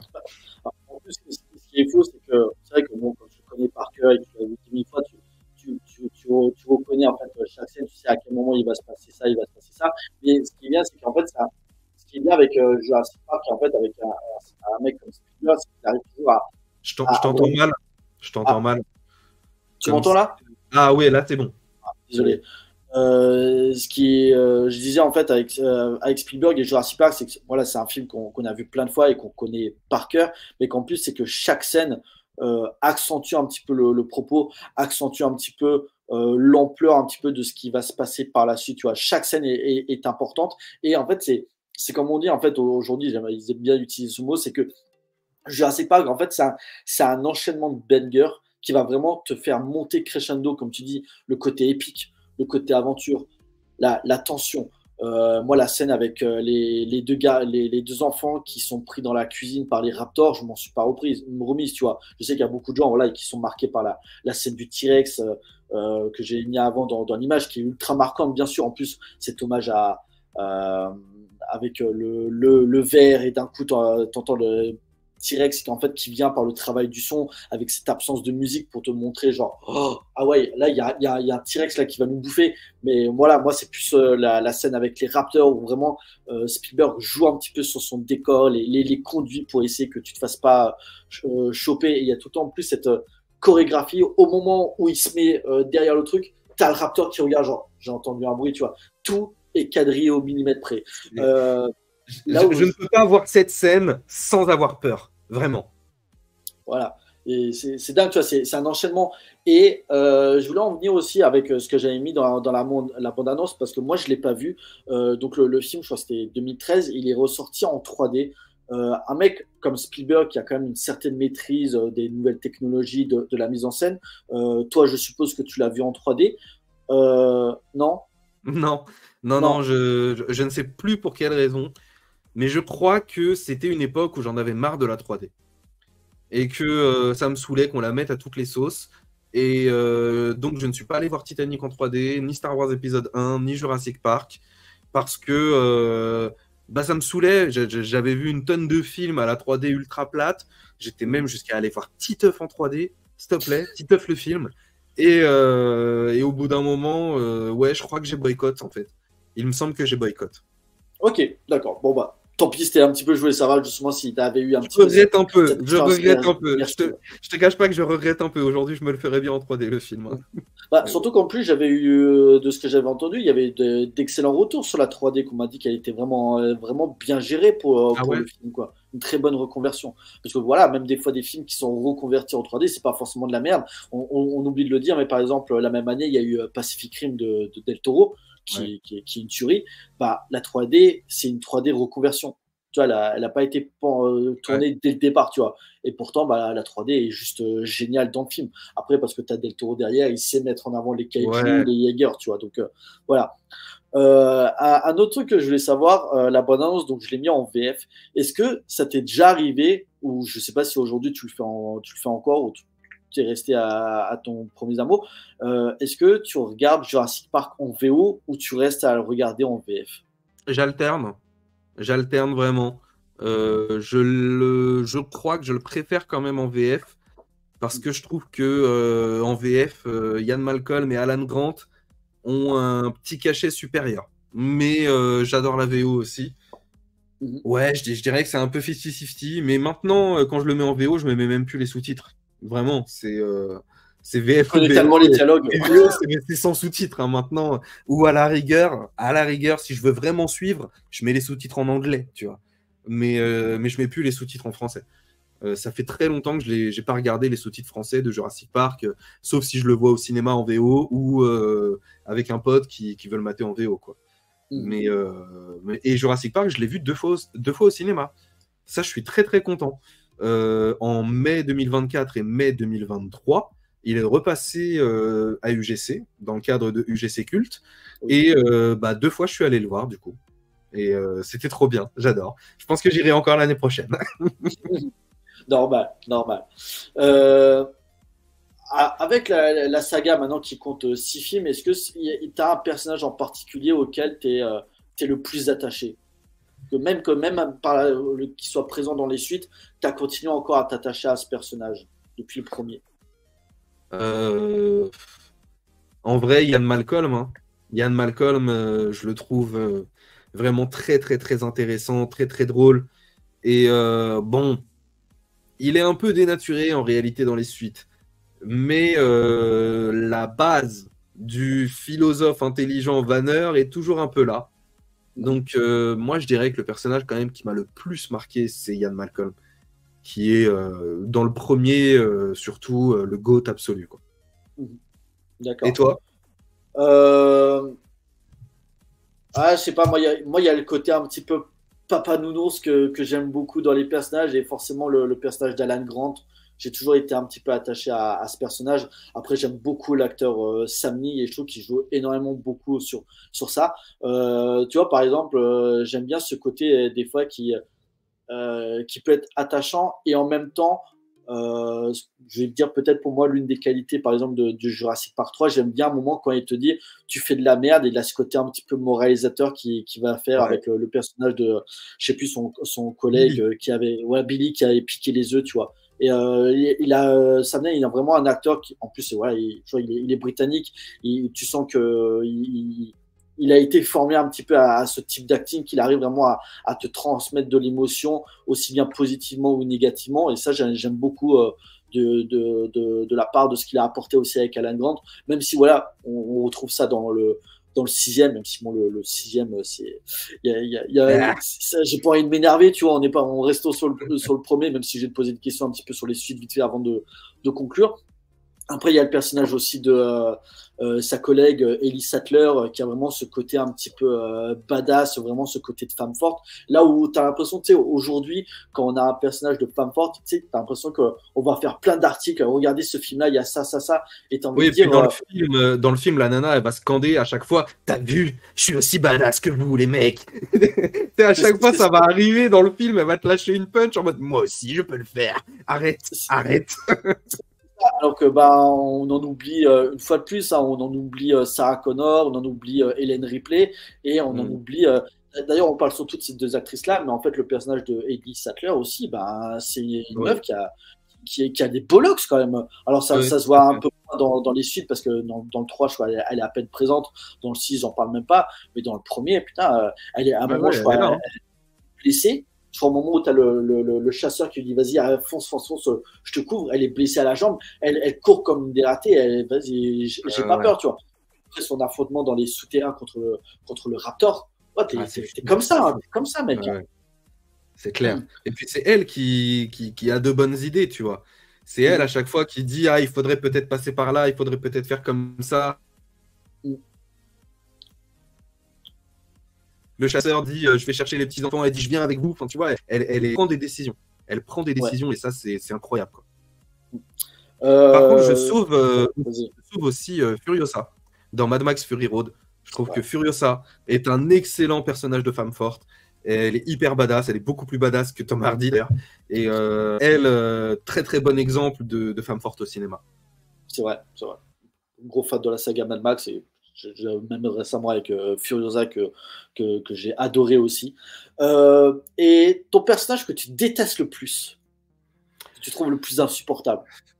Après là, allez, là je te laisse vraiment grandir, ne serait-ce pas forcément que le premier, vraiment les 6 films. Le personnage insupportable, Dodson dans Jurassic World Dominion. Ah lui, le méchant de Jurassic World Dominion, Dodson, Oui. qui est joué par le père de Peter Parker dans les Amazing. Oh là là là là, mais lui, c'est terrible. C'est terrible. Le mec, en fait, tu te rends compte qu'il a le même objectif que les héros, à savoir arrêter l'invasion de Sauterelle. Alors, ça veut dire que déjà, c'est pas un méchant, mais pour arrêter l'invasion de Sauterelle, ce qu'il va faire, Dodson, c'est qu'il va kidnapper une gamine qui est clonée de machin truc, parce que dans son sang, il y a quelque chose qui peut arrêter les sauterelles. Ça n'a aucun sens, et c'est ça le pilier de l'histoire. Le pilier de l'histoire, c'est ce mec-là qui dit, pour arrêter les sauterelles, faut que je kidnappe une gamine. Mais frérot, mais ça n'a aucun sens. Il envoyait un mail à Owen et Claire, il leur disait les gars, s'il vous plaît, on est en galère, on a fait des sauterelles, on peut plus les contrôler. Il y a quelqu'un qui peut venir faire une prise de sang à la petite, s'il vous plaît. Les mecs ils disaient oui, bien sûr, jeudi à 18h, prise de sang, elle sera à jeun, il n'y a pas de souci. Le mec il arrive, il prend son sang, le sang il prend l'avion et c'est fini.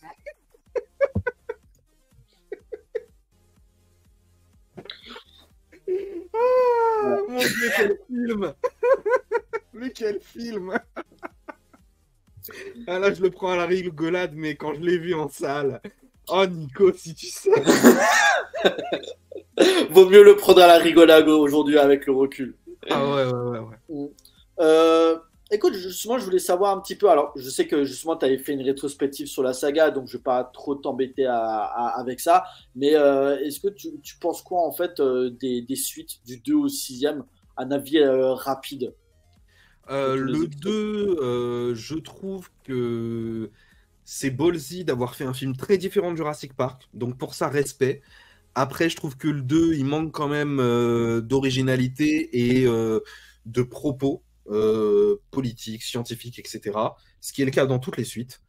Le 3, franchement, je le trouve très raté. C'est un film du dimanche sans budget. Enfin, vraiment, même Lost, ils ont plus de budget que Jurassic Park 3, c'est dire. Celle de Donc la volière, elle est quand même assez efficace. Moi, j'aime beaucoup. ouais, et encore, le tableau est beau, mais en réalité, je trouve que dans la mise en scène, dans l'exécution, il n'y a pas tant de frayeur que ça, je trouve. Ouais. Jurassic World, j'adore, je suis l'un des rares à adorer Jurassic World. Je trouve que c'est la meilleure suite de la saga, je trouve que le film est très très très efficace. J'aime beaucoup les personnages, j'aime beaucoup le propos du film. Dominion, non, c'est Fallen Kingdom. Fallen Kingdom, j'aime beaucoup aussi. Je le trouve un peu inférieur. Mais la deuxième partie qui part dans le cinéma d'horreur, j'aime beaucoup Juan Antonio Bayona. Oui, voilà. C'est un super cinéaste. Voilà. Mais moi, en fait, j'aime beaucoup les deux parties. Le seul problème, c'est que je trouve qu'elles se connectent mal de 1 et qu'elles sont pas assez développées. Je trouve. Le film, genre, il dure 2 heures, il fait 1 heure sur l'île, 1 heure dans le château. Franchement, ils auraient pu pousser à 2h20. et nous faire un film avec un peu plus de générosité, où tout va un peu moins vite et où c'est un peu mieux lié, quoi. Parce que les deux parties, je trouve que bah, c'est presque deux films en un. Et ça, Il y a c'est une un director's gros cut. je Il y trouve. a une director's cut, je crois, avec 20-30 minutes en plus. Je sais pas si tu l'as vu. Quoi? Ah, d'accord. Désolé, je t'apprends quelque chose. Sérieux? Oui, oui. Moi, j'étais à la FNAC et tout ça, et je sais que le film, il était sorti avec une version longue. Je jure que c'est pas de bêtises. T'es sûr que tu confonds pas avec Dominion? C'est ce que je Parce me que souvenais. Dominion, il a une version longue. Ouais, ouais, il y a une version longue. Bon, je pense pas qu'elle apporte quelque chose, mais si je me souviens bien, je crois que Fallen Kingdom avait aussi une version longue. Waouh. Je vais me renseigner, mais je sais pas si je dis une bêtise, mais je crois qu'il y avait une version longue qui était sortie. Bah écoute, nous verrons ça. Donc voilà pour Fallen Kingdom, que je trouve très très très très bon, très très généreux et très original, parce que fallait quand même avoir les couilles de faire une deuxième partie dans un manoir. Dominion, une aberration absolue, l'apocalypse sous toutes ses formes. Voilà, c'était terrible, expérience terrible. Ok. Bon, tu es à peu près d'accord avec moi, même si ouais, tu veux aussi Jurassic World, ouais, comme il y avait quand même ce plaisir de retrouver l'univers. T'as quoi comme attente par rapport au prochain qui sortira l'année prochaine, qui est Euh, réalisé par Gareth Edwards. Evans, ouais, je Gareth confonds tout le Edwards. temps. Ouais. Edwards. Ouais, il Evans, fait non, c'est celui qui fait ouais, des films Robot. d'action, Evans. Ouais, celui-là qui avait Et fait The Rock. Edwards, c'est celui qui fait de la SF. Mhm. Euh, Moi, ce que j'en attends, bah, c'est tout ce que n'était pas Dominion, à savoir un film qui va vraiment répondre aux questionnements très intéressants qu'il y avait à la fin de Fallen Kingdom, dans le sens où, bah voilà, on a libéré les dinosaures, on est responsable de ce qui se passe, on ne peut pas les exterminer, en même temps ils vont se reproduire, qu'est-ce qui va se passer, etc. Est-ce que l'humanité est potentiellement menacée? Tu vois, moi, j'attendais tous ces questionnements-là dans Dominion et il n'y a rien eu de tout ça. Donc, je pense que si ils te font un film qui possède ces thématiques, ça peut être très intéressant. Après, le truc qui pourrait aussi être un peu chiant, c'est que si tu vas à fond dans cette thématique, bah, c'est plus Jurassic World, c'est la planète des singes. Donc, Mhm. voilà. Faut aussi peut-être tu peux faire peut-être un truc façon le règne du feu à la rigueur, tu vois, mais bon, ça ressemblerait quand même un peu. Donc, en fait, je pense que c'était peut-être une fausse bonne idée, la fin de Jurassic World Dominion. Quand bien même, je la trouve très réussie, très intéressante et très hypante. Est-ce que on peut arriver à faire une saga où les dinosaures et les humains évoluent côte à côte? Euh, La fin de Dominion t'a plu. C'est le seul truc que tu gardes du film. Ah non, non, non, c'est pas du tout le seul truc que je garde du film. Ah, Non, non, Fallen Kingdom, pardon, j'ai dit ah, Dominion, excuse-moi. ouais, Je parle de la fin de Fallen Kingdom qui n'a pas été exploitée dans Dominion. ouais. Et donc, ce que j'attends pour Rebirth, c'est qu'on réponde à toutes ces questions-là et tout ce truc qu'on t'a teasé, quoi, tu vois. Il y avait le court-métrage Battle at Big Rock, je sais pas si tu l'as vu, qui est sorti entre Fallen Kingdom et Dominion. C'est en 10 minutes et ça te raconte l'histoire d'une famille qui fait du camping dans une forêt. Elle se fait attaquer par un dino. Bah, c'est ça que j'ai envie de voir. C'est Mhm. ça, tu vois. C'est les dinosaures évoluent parmi nous. On doit faire avec. Comment ça se passe? Mhm. C'est ça que j'ai envie de voir. Et j'ai pas envie de voir Owen qui va chercher une gamine qui a été kidnappée parce que le mec il voulait pas envoyer un médecin à l'autre bout du monde. Enfin, D'accord. Mhm. Je vois où tu veux en venir, mais c'est vrai que du coup, comme tu l'as dit, en fait, ça sera même plus Jurassic Park ou Jurassic World. Est-ce que ça aurait été pas mieux à la limite d'assumer de faire un reboot, de faire un reboot, mais de partir sur une nouvelle direction, tu vois? Parce que vraiment, de partir sur un Jurassic Park où vraiment ça se passait sur une île, où maintenant vraiment c'est dans le monde entier avec des dinosaures partout. Tu vois, comme disait Ian Malcolm, la nature devrait reprendre ses droits et tu as l'impression que, voilà, à quelques endroits où il y a des dinosaures, tu vois dans le 6, tu dis, mais en fait, si tu habites au bon endroit, le monde, il est pas si dangereux que ça, tu vois. il est pas du tout dangereux le monde. À la fin du film, t'as Grant et Sattler qui sont en Mhm. train de se parler et t'as un petit vélociraptor à plumes qui est au bord d'une fontaine avec une gamine qui lui donne à bouffer. Et Mhm. Grant il dit ah là là, il va falloir que je m'y fasse. Mais Mais non, putain! Mais non! Non! C'est pas ça! Ouais, c'est ça. Alors, dans une certaine mesure, ça me rappelle un petit peu. Alors, même si j'ai beaucoup aimé la série, c'était la série The Last of Us. Et à un moment, je voyais un petit peu les critiques du film. Alors, je l'ai bien aimé, sauf que je suis là à me dire, j'ai joué au jeu. Je veux dire, quand même, la menace principale du film, c'est quand même les zombies, enfin, infectés, appelle ça comme tu veux. T'en vois pas tant que ça dans la série, tu vois. Et c'est pour ça, à un moment, tu les vois se promener, les deux personnages principaux, mais moi, je suis là, mais jamais je ressens le danger. Le fait de montrer que ok, les humains, ça peut être une menace parce qu'ils vont te piquer ta bouffe, tes armes et tout ça, un peu comme Walking Dead, il n'y a pas de problème. Mais je veux voir des infectés quand même. Je veux voir que ce monde, il est dangereux. Oh, j'ai l'impression que jamais, en fait, je me sens en danger. À moins d'aller dans un métro ou d'aller vraiment dans les endroits reculés où tu dis, faut pas aller là-bas. Bon, ok, si je veux pas là-bas, pas de problème, tu vois. C'est un peu ça que je reproche à la série, tu vois. Oui, c'est vrai. Mais d'ailleurs, les showrunners ont entendu cette critique quand même qui est assez répandue. Et du coup, ils ont promis plus de zombies pour la deuxième saison. Après, bon, on verra. Mais oui, pour en revenir à Jurassic Park, je suis entièrement d'accord avec toi, en fait. C'est enfin Jurassic World Dominion. C'est ça, c'est que les dinosaures sont censés être libérés dans le monde. Ils sont censés se multiplier un petit peu partout. On arrive, on est 3 ans plus tard. Ah ben non, en fait, on les a tous mis dans un sanctuaire et il n'y a que si tu vas dedans que tu es en danger. Ah bah merci, merci les gars, quoi. Merci les gars. Et le moment à Malte, en plus, quand il y a des dinos en liberté, c'est parce qu'ils ont été libérés par des humains. Donc en fait, les dinos, ils sont toujours en captivité. Et rien n'a changé. C'est juste que le parc, maintenant, il est au milieu de l'Italie, je crois, dans les Alpes italiennes. Ouais. Et il est plus sur une île. Mais voilà, vous avez fait un nouveau parc et c'est tout.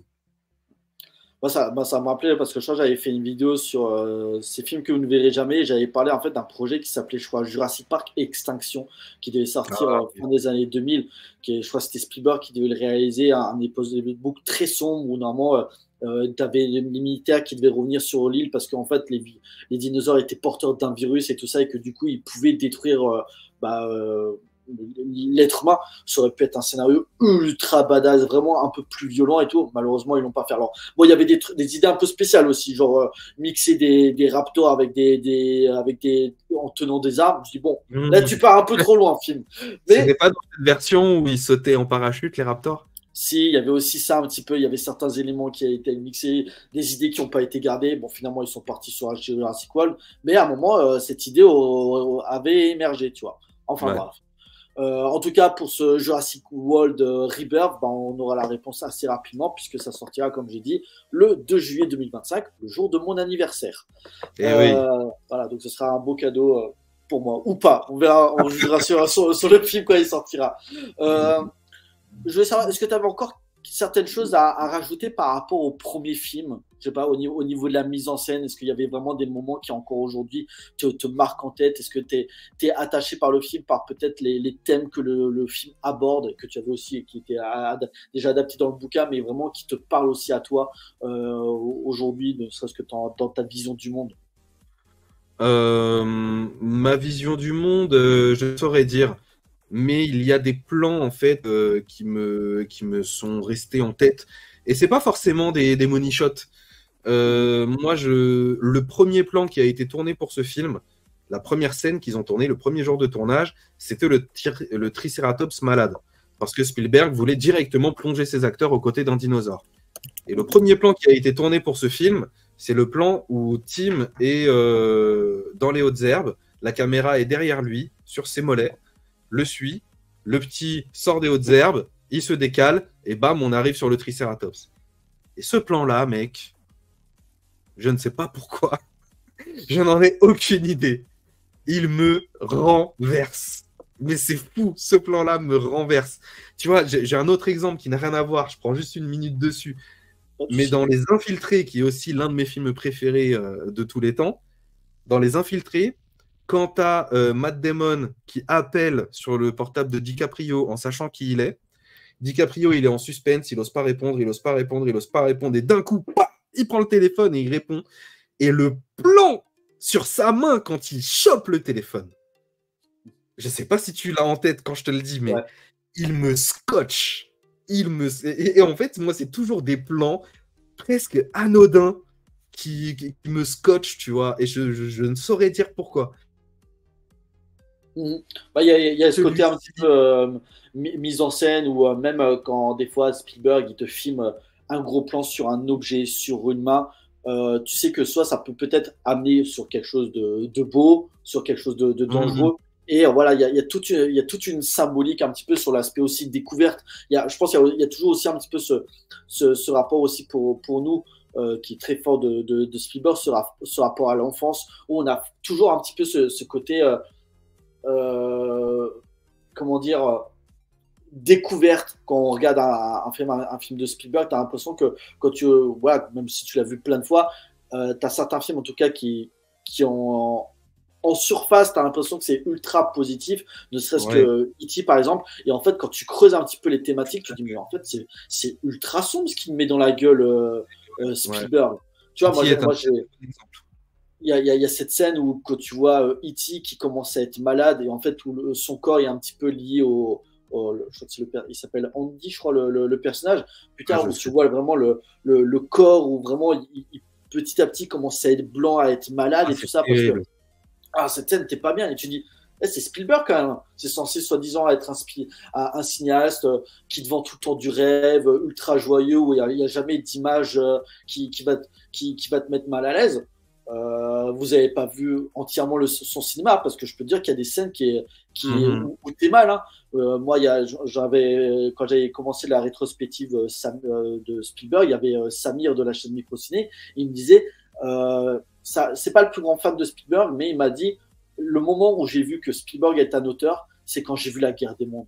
Sur comment il te filme l'invasion comme une sorte, comme un documentaire, comme vraiment, ou dirait comme s'il Mhm. filmait une invasion des États-Unis par, je sais pas, un pays comme la Russie ou quoi que ce soit, et où tu vois toute la peur chez les gens, t'as cette Ouais. conséquence quand ils sont dans la cave et tout ça, qui est, Ah, oh, ouais. voilà, Incroyable. c'est dingue, tu vois, et c'est ça en fait, t'as euh, Spielberg encore aujourd'hui, même si tu reconnais un petit peu ses gimmicks de réalisation, il a tout le temps cet œil de cinéaste où il va mettre sa caméra au bon endroit, que ce soit même pour un plan séquence, pour un plan, un gros plan, un plan moyen, et qui va te dire quelque chose sur l'humain, sur son devenir, sur aussi que tu sois enfant ou adolescent. En fait, il a des thématiques qui parlent à tout le monde. Et c'est pour ça que pendant très longtemps, ces films de divertissement étaient des cartons parce que Ouais. ça s'adressait à tous les publics, tout en te disant je connais Spielberg, mais ça, j'ai pas envie de voir, tu vois. Et Mhm. même encore aujourd'hui, Jurassic Park, il dispose encore de cette forte qui te cloue à ton siège, tu vois. Donc c'est ça aussi la Ouais. force des grands cinéastes. Oui, c'est ça. Moi, quand je regardais Jurassic Park étant jeune, je voyais pas du tout les symboliques derrière. Moi, je Mhm. voyais qu'un blockbuster super intéressant. Et au final, voilà, un peu comme le millefeuille de Mea, tu vois, on découvre petit à petit des artifices de mise en scène, on découvre des thématiques intéressantes, on découvre qu'en fait, le message, c'est peut-être ça, etc. Tu vois, il y a un truc que j'ai découvert. Jurassic Park, je découvre un nouveau truc dans le film quasiment à chaque visionnage. Et là, lors de mon dernier visionnage, il y a un truc que je n'avais jamais vu dans Jurassic Park qui m'a pété à la gueule. Est-ce que tu savais que dans Jurassic Park, il y a un personnage qui fait un doigt d'honneur? À quel moment? Au début du film, Ouais, juste après la scène où Hammond arrive dans la caravane de Sattler et Pant, ouais, il trinque et on arrive, on retrouve Nedry qui récupère la bombe dans un ouais. resto au bord de la plage avec Dodson. Oui, Dodson, quand il sort du taxi, il ne claque pas lui-même sa portière, il laisse sa portière ouverte. Le chauffeur de taxi est obligé de sortir, fermer la portière lui-même, lui faire un bras d'honneur et retourner dans sa bagnole. Et ça, c'est en arrière-plan.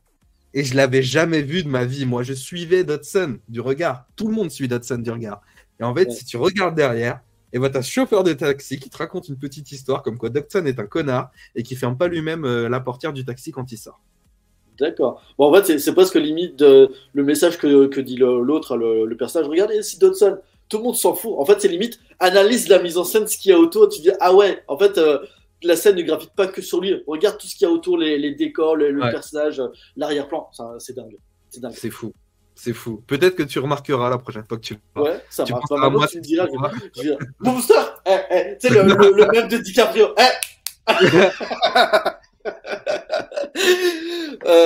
Jurassic Park pour un budget de 60 millions, même pour 93, c'était quand même beaucoup, mais aujourd'hui ça fait un peu rire les gens. On rapportera plus de 900 à travers le monde, dont 6 millions et demi en France. Alors je crois que je sais plus si c'était, ouais, c'est box office original de 93, mais je crois qu'avec la ressortie, ouais, il a tapé le milliard. Avec la ressortie 3D, il a rapporté plus de 100 millions en plus, donc il a tapé le milliard. Donc ouais, gros méga carton. En plus, je pense avec l'inflation aujourd'hui. Donc voilà, je pense aussi que le succès, je crois que c'est le plus gros succès de Spielberg hein, dans toute sa carrière. On va conclure un petit peu avec ça. Est-ce que peut-être pour les gens qui n'ont jamais vu Jurassic Park ou qui veulent le découvrir, ça peut arriver, hein, personne n'est parfait, hein, tout le monde ne s'appelle pas Booster. Est-ce que tu aurais un message un petit peu à leur adresser pour Jurassic Park, genre si les mecs ils ont un petit peu des doutes, je suis pas fan de dinosaures, le cinéma d'aventure c'est pas un genre qui me parle plus que ça, mais voilà, est-ce que tu aurais un message pour ces gens-là pour dire regardez ce film, vous allez voir. Je vous dirais déjà, vous êtes des fous d'être restés jusqu'ici et de ne pas avoir arrêté cette vidéo pour regarder le film. Vous êtes des psychopathes. Non, franchement, dans Jurassic Park, il y a de tout, en fait. Il y a vraiment de tout. Et donc, il y aura forcément quelque chose pour quelqu'un qui ne l'a jamais vu, qui n'est pas forcément curieux. Dites-vous quand même qu'on se tape, aujourd'hui, on est à une ère où on se tape des séries de plusieurs heures qui pourtant nous font chier, qui sont nulles, mais qu'on finit quand même. Là, c'est 2 heures de votre vie. Vous allez passer un moment glaçant, vous allez passer un moment plein de réflexion, un super moment avec de très très bons personnages, un suspense aux petits oignons, de la mise en scène incroyable, des décors de fou, des CGI qui n'ont pas beaucoup vieilli, du suspense comme jamais on en a ailleurs. Donc et tout ça sans une goutte de sang. Allez-y, franchement, regardez ce film. C'est incroyable. Et j'ai juste une petite question pour toi, Nico. Est-ce que tu vas jouer... Il n'y a pas un moment où il y a un peu de sang quand tu as justement le dilophosaure, tu sais, qui tue le gros. Et je crois en fait le sang il se lie un petit peu avec la bouche, je crois. Non, il n'y a pas de sang. Il n'y a pas de sang, je réfléchis, il n'y a pas de sang là, il n'y a pas de sang là. Il y a des sangs à un moment sur des feuilles. Ah si, il y a le bras de Samuel L. Jackson. Oui, quand même. C'est vrai qu'il y avait Samuel Jackson dans le film. Il y a un poil de sang. Moi, je voulais te poser une question. Oui. Est-ce que tu vas jouer à Jurassic Park Survival? Ça me tente à mort. Ça me tente à mort parce que j'ai vu un petit peu le trailer. Je pense. Alors, je sais pas quand est-ce qu'il sort. Je sais pas s'il sort l'année prochaine, mais j'ai vu le trailer, j'ai vu les graphismes, le fait de revenir un petit peu sur cet univers. Je pense que je vais me le prendre. Ouais. Obligé. On est des fanboys. On est les putes d'Universal. Écoute, oui.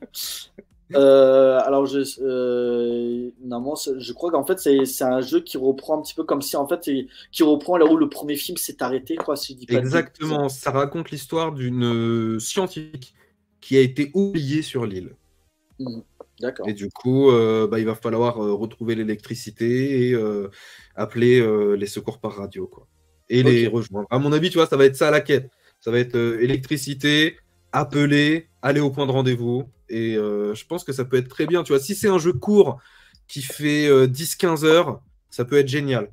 Je pense que ça peut être vraiment génial. Moi, je joue très très peu aux jeux d'horreur, voire même je n'y joue jamais. Je suis une petite tapette. Mais là, je vais prendre mon courage à deux mains. Déjà que je suis passé à côté d'Alien Isolation, je ne passerai pas à côté de Jurassic Park Survival. Voilà. C'est vrai qu'en plus, le jeu est vendu un petit peu comme un survival horrifique. Alors moi, en plus, oui. Là, qui vient de finir Resident Evil 4. Le mois prochain, j'attends le remake de Silent Hill 2 sur PS5. Donc non, moi je suis très horreur. J'adore déjà le cinéma d'horreur en général. Donc là, partir sur une saga comme Jurassic Park en partant sur le genre horrifique, ce qui m'avait par exemple plu dans Fallen Kingdom, je prends à 200%. Alors de ce que j'ai vu, le jeu ne sortira pas avant 2025. Il n'y a pas vraiment de date précise. Je pense que ça devrait être le premier semestre de 2025. Donc voilà, encore quelques mois à attendre. Mais oui, Alors, je sais pas si je l'achèterais Day One parce qu'aujourd'hui, avec les jeux qui coûtent de plus en plus cher, mais oui, je le prendrai sans aucun doute. Il n'y a aucun problème Moi, je sur vais le Jurassic prendre. Park Revival. Je vais me le prendre Day One. Après, je sais pas si tu sais, mais sur Leclerc, les jeux sont beaucoup moins chers. Oui, je Donc, sais, je sais. moi, je les prends sur Leclerc et après, je m'achète un ou deux jeux par an, tu vois. J'en consomme pas beaucoup. Donc, je me permets de les prendre Day One, tu vois. Si je les achète, c'est vraiment que je les veux, tu vois. Mhm. Bah, en plus, alors, j'ai pas envie de critiquer un certain magasin, tu vois, parce que je dirais pas le nom, mais en fait, j'ai acheté le jeu Suicide Squad sur PS5 et je l'avais acheté au Leclerc près de chez moi. Il était à 50 euros. Moi, ma soeur m'avait donné une carte où j'avais 10 euros de réduction, donc du coup, je l'ai eu à 40 euros. Il y a pas longtemps, j'étais encore dans un magasin qui vend un petit peu tout ce qui est culturel sur PS5, alors qu'il est sorti au mois de février, il était encore à 80 euros. Et chez les gars, je l'ai acheté Day One, je l'ai eu pratiquement le premier mois de sa sortie, je l'avais à moins cher. Là, vous le vendez 80 euros, les gars. Voilà. C'est des fous. Je ne dévoilerai pas le nom de la marque. Voilà, mais ça fait mal au cul, quoi. Ouais, c'est clair. Donc voilà, bah écoute, on est à 1h50, 1h50 Ouais, de live. on Je a pense fait long. qu'on Mais a. de toute façon, j'étais pas pris par le temps parce que mon rendez-vous s'est décalé de 1 heure. Donc, de toute D'accord. façon, j'étais pas pris par le temps. Ok, bah écoute, je pense qu'on est allé à l'essentiel. On a parlé pendant presque 1 heure de toi, de ta passion pour le cinéma, pour la musique. Je rappelle également pour les gens qui nous écoutent que dans la description, il y aura le lien vers la chaîne de Boomster. Comme ça, vous pourrez regarder son travail et vous abonner si ce n'est pas encore fait. Je te remercie en tout cas, Boomster, aussi d'avoir été présent pour cet entretien ciné. Vraiment, Merci à toi. depuis le temps qu'on se connaît, et voilà, on a souvent fait des projets ensemble. Là, le fait un petit peu vraiment de discuter cinéma, c'était vraiment cool. En plus, sur un film qui quand même a marqué un petit peu notre cinéphilie, à savoir Jurassic Park. Donc vraiment, c'était vraiment un gros kiff de parler cinéma avec toi. Bah écoute, en tout cas, j'espère ça prochainement de te réavoir, ne serait-ce que pour un live ou pour une autre vidéo. En tout cas, tu sais très bien que sur la chaîne, tu es le bienvenu. Donc voilà, c'est Merci. vraiment gros kiff. Merci Bah beaucoup. écoutez, Merci à toi de l'invitation. Franchement, merci beaucoup. Et puis, c'est très cool ce que tu fais. C'est vraiment, déjà, tu as une chaîne qui est très, très éclectique et j'aime beaucoup ce que tu fais, de mettre en avant les collègues, etc., t'intéresser, voilà, aux scènes qui les ont marquées, connaître un petit peu leur cinéphilie, tout ça, ce qu'ils aiment et tout. C'est une démarche très louable. Donc, je te remercie et merci de l'invitation.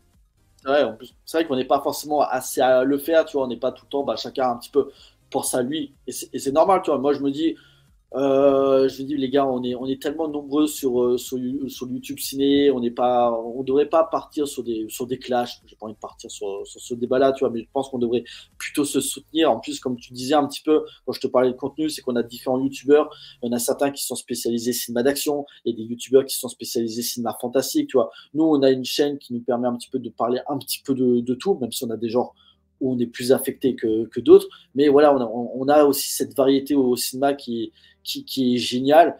Et je pense que plutôt que de partir sur je ne vais pas l'inviter lui ou quoi que ce soit, je pense qu'on devrait plutôt se soutenir. En tout cas, moi, Mhm. c'est mon point de vue. Et voilà, c'est pour ça que j'essaie d'être toujours ouvert à toute proposition, à tout partenariat, ne serait-ce que pour n'importe quel projet. Et ça continue en tout cas. Voilà. Bah, écoute, merci encore une fois, Boomster. Merci à toi.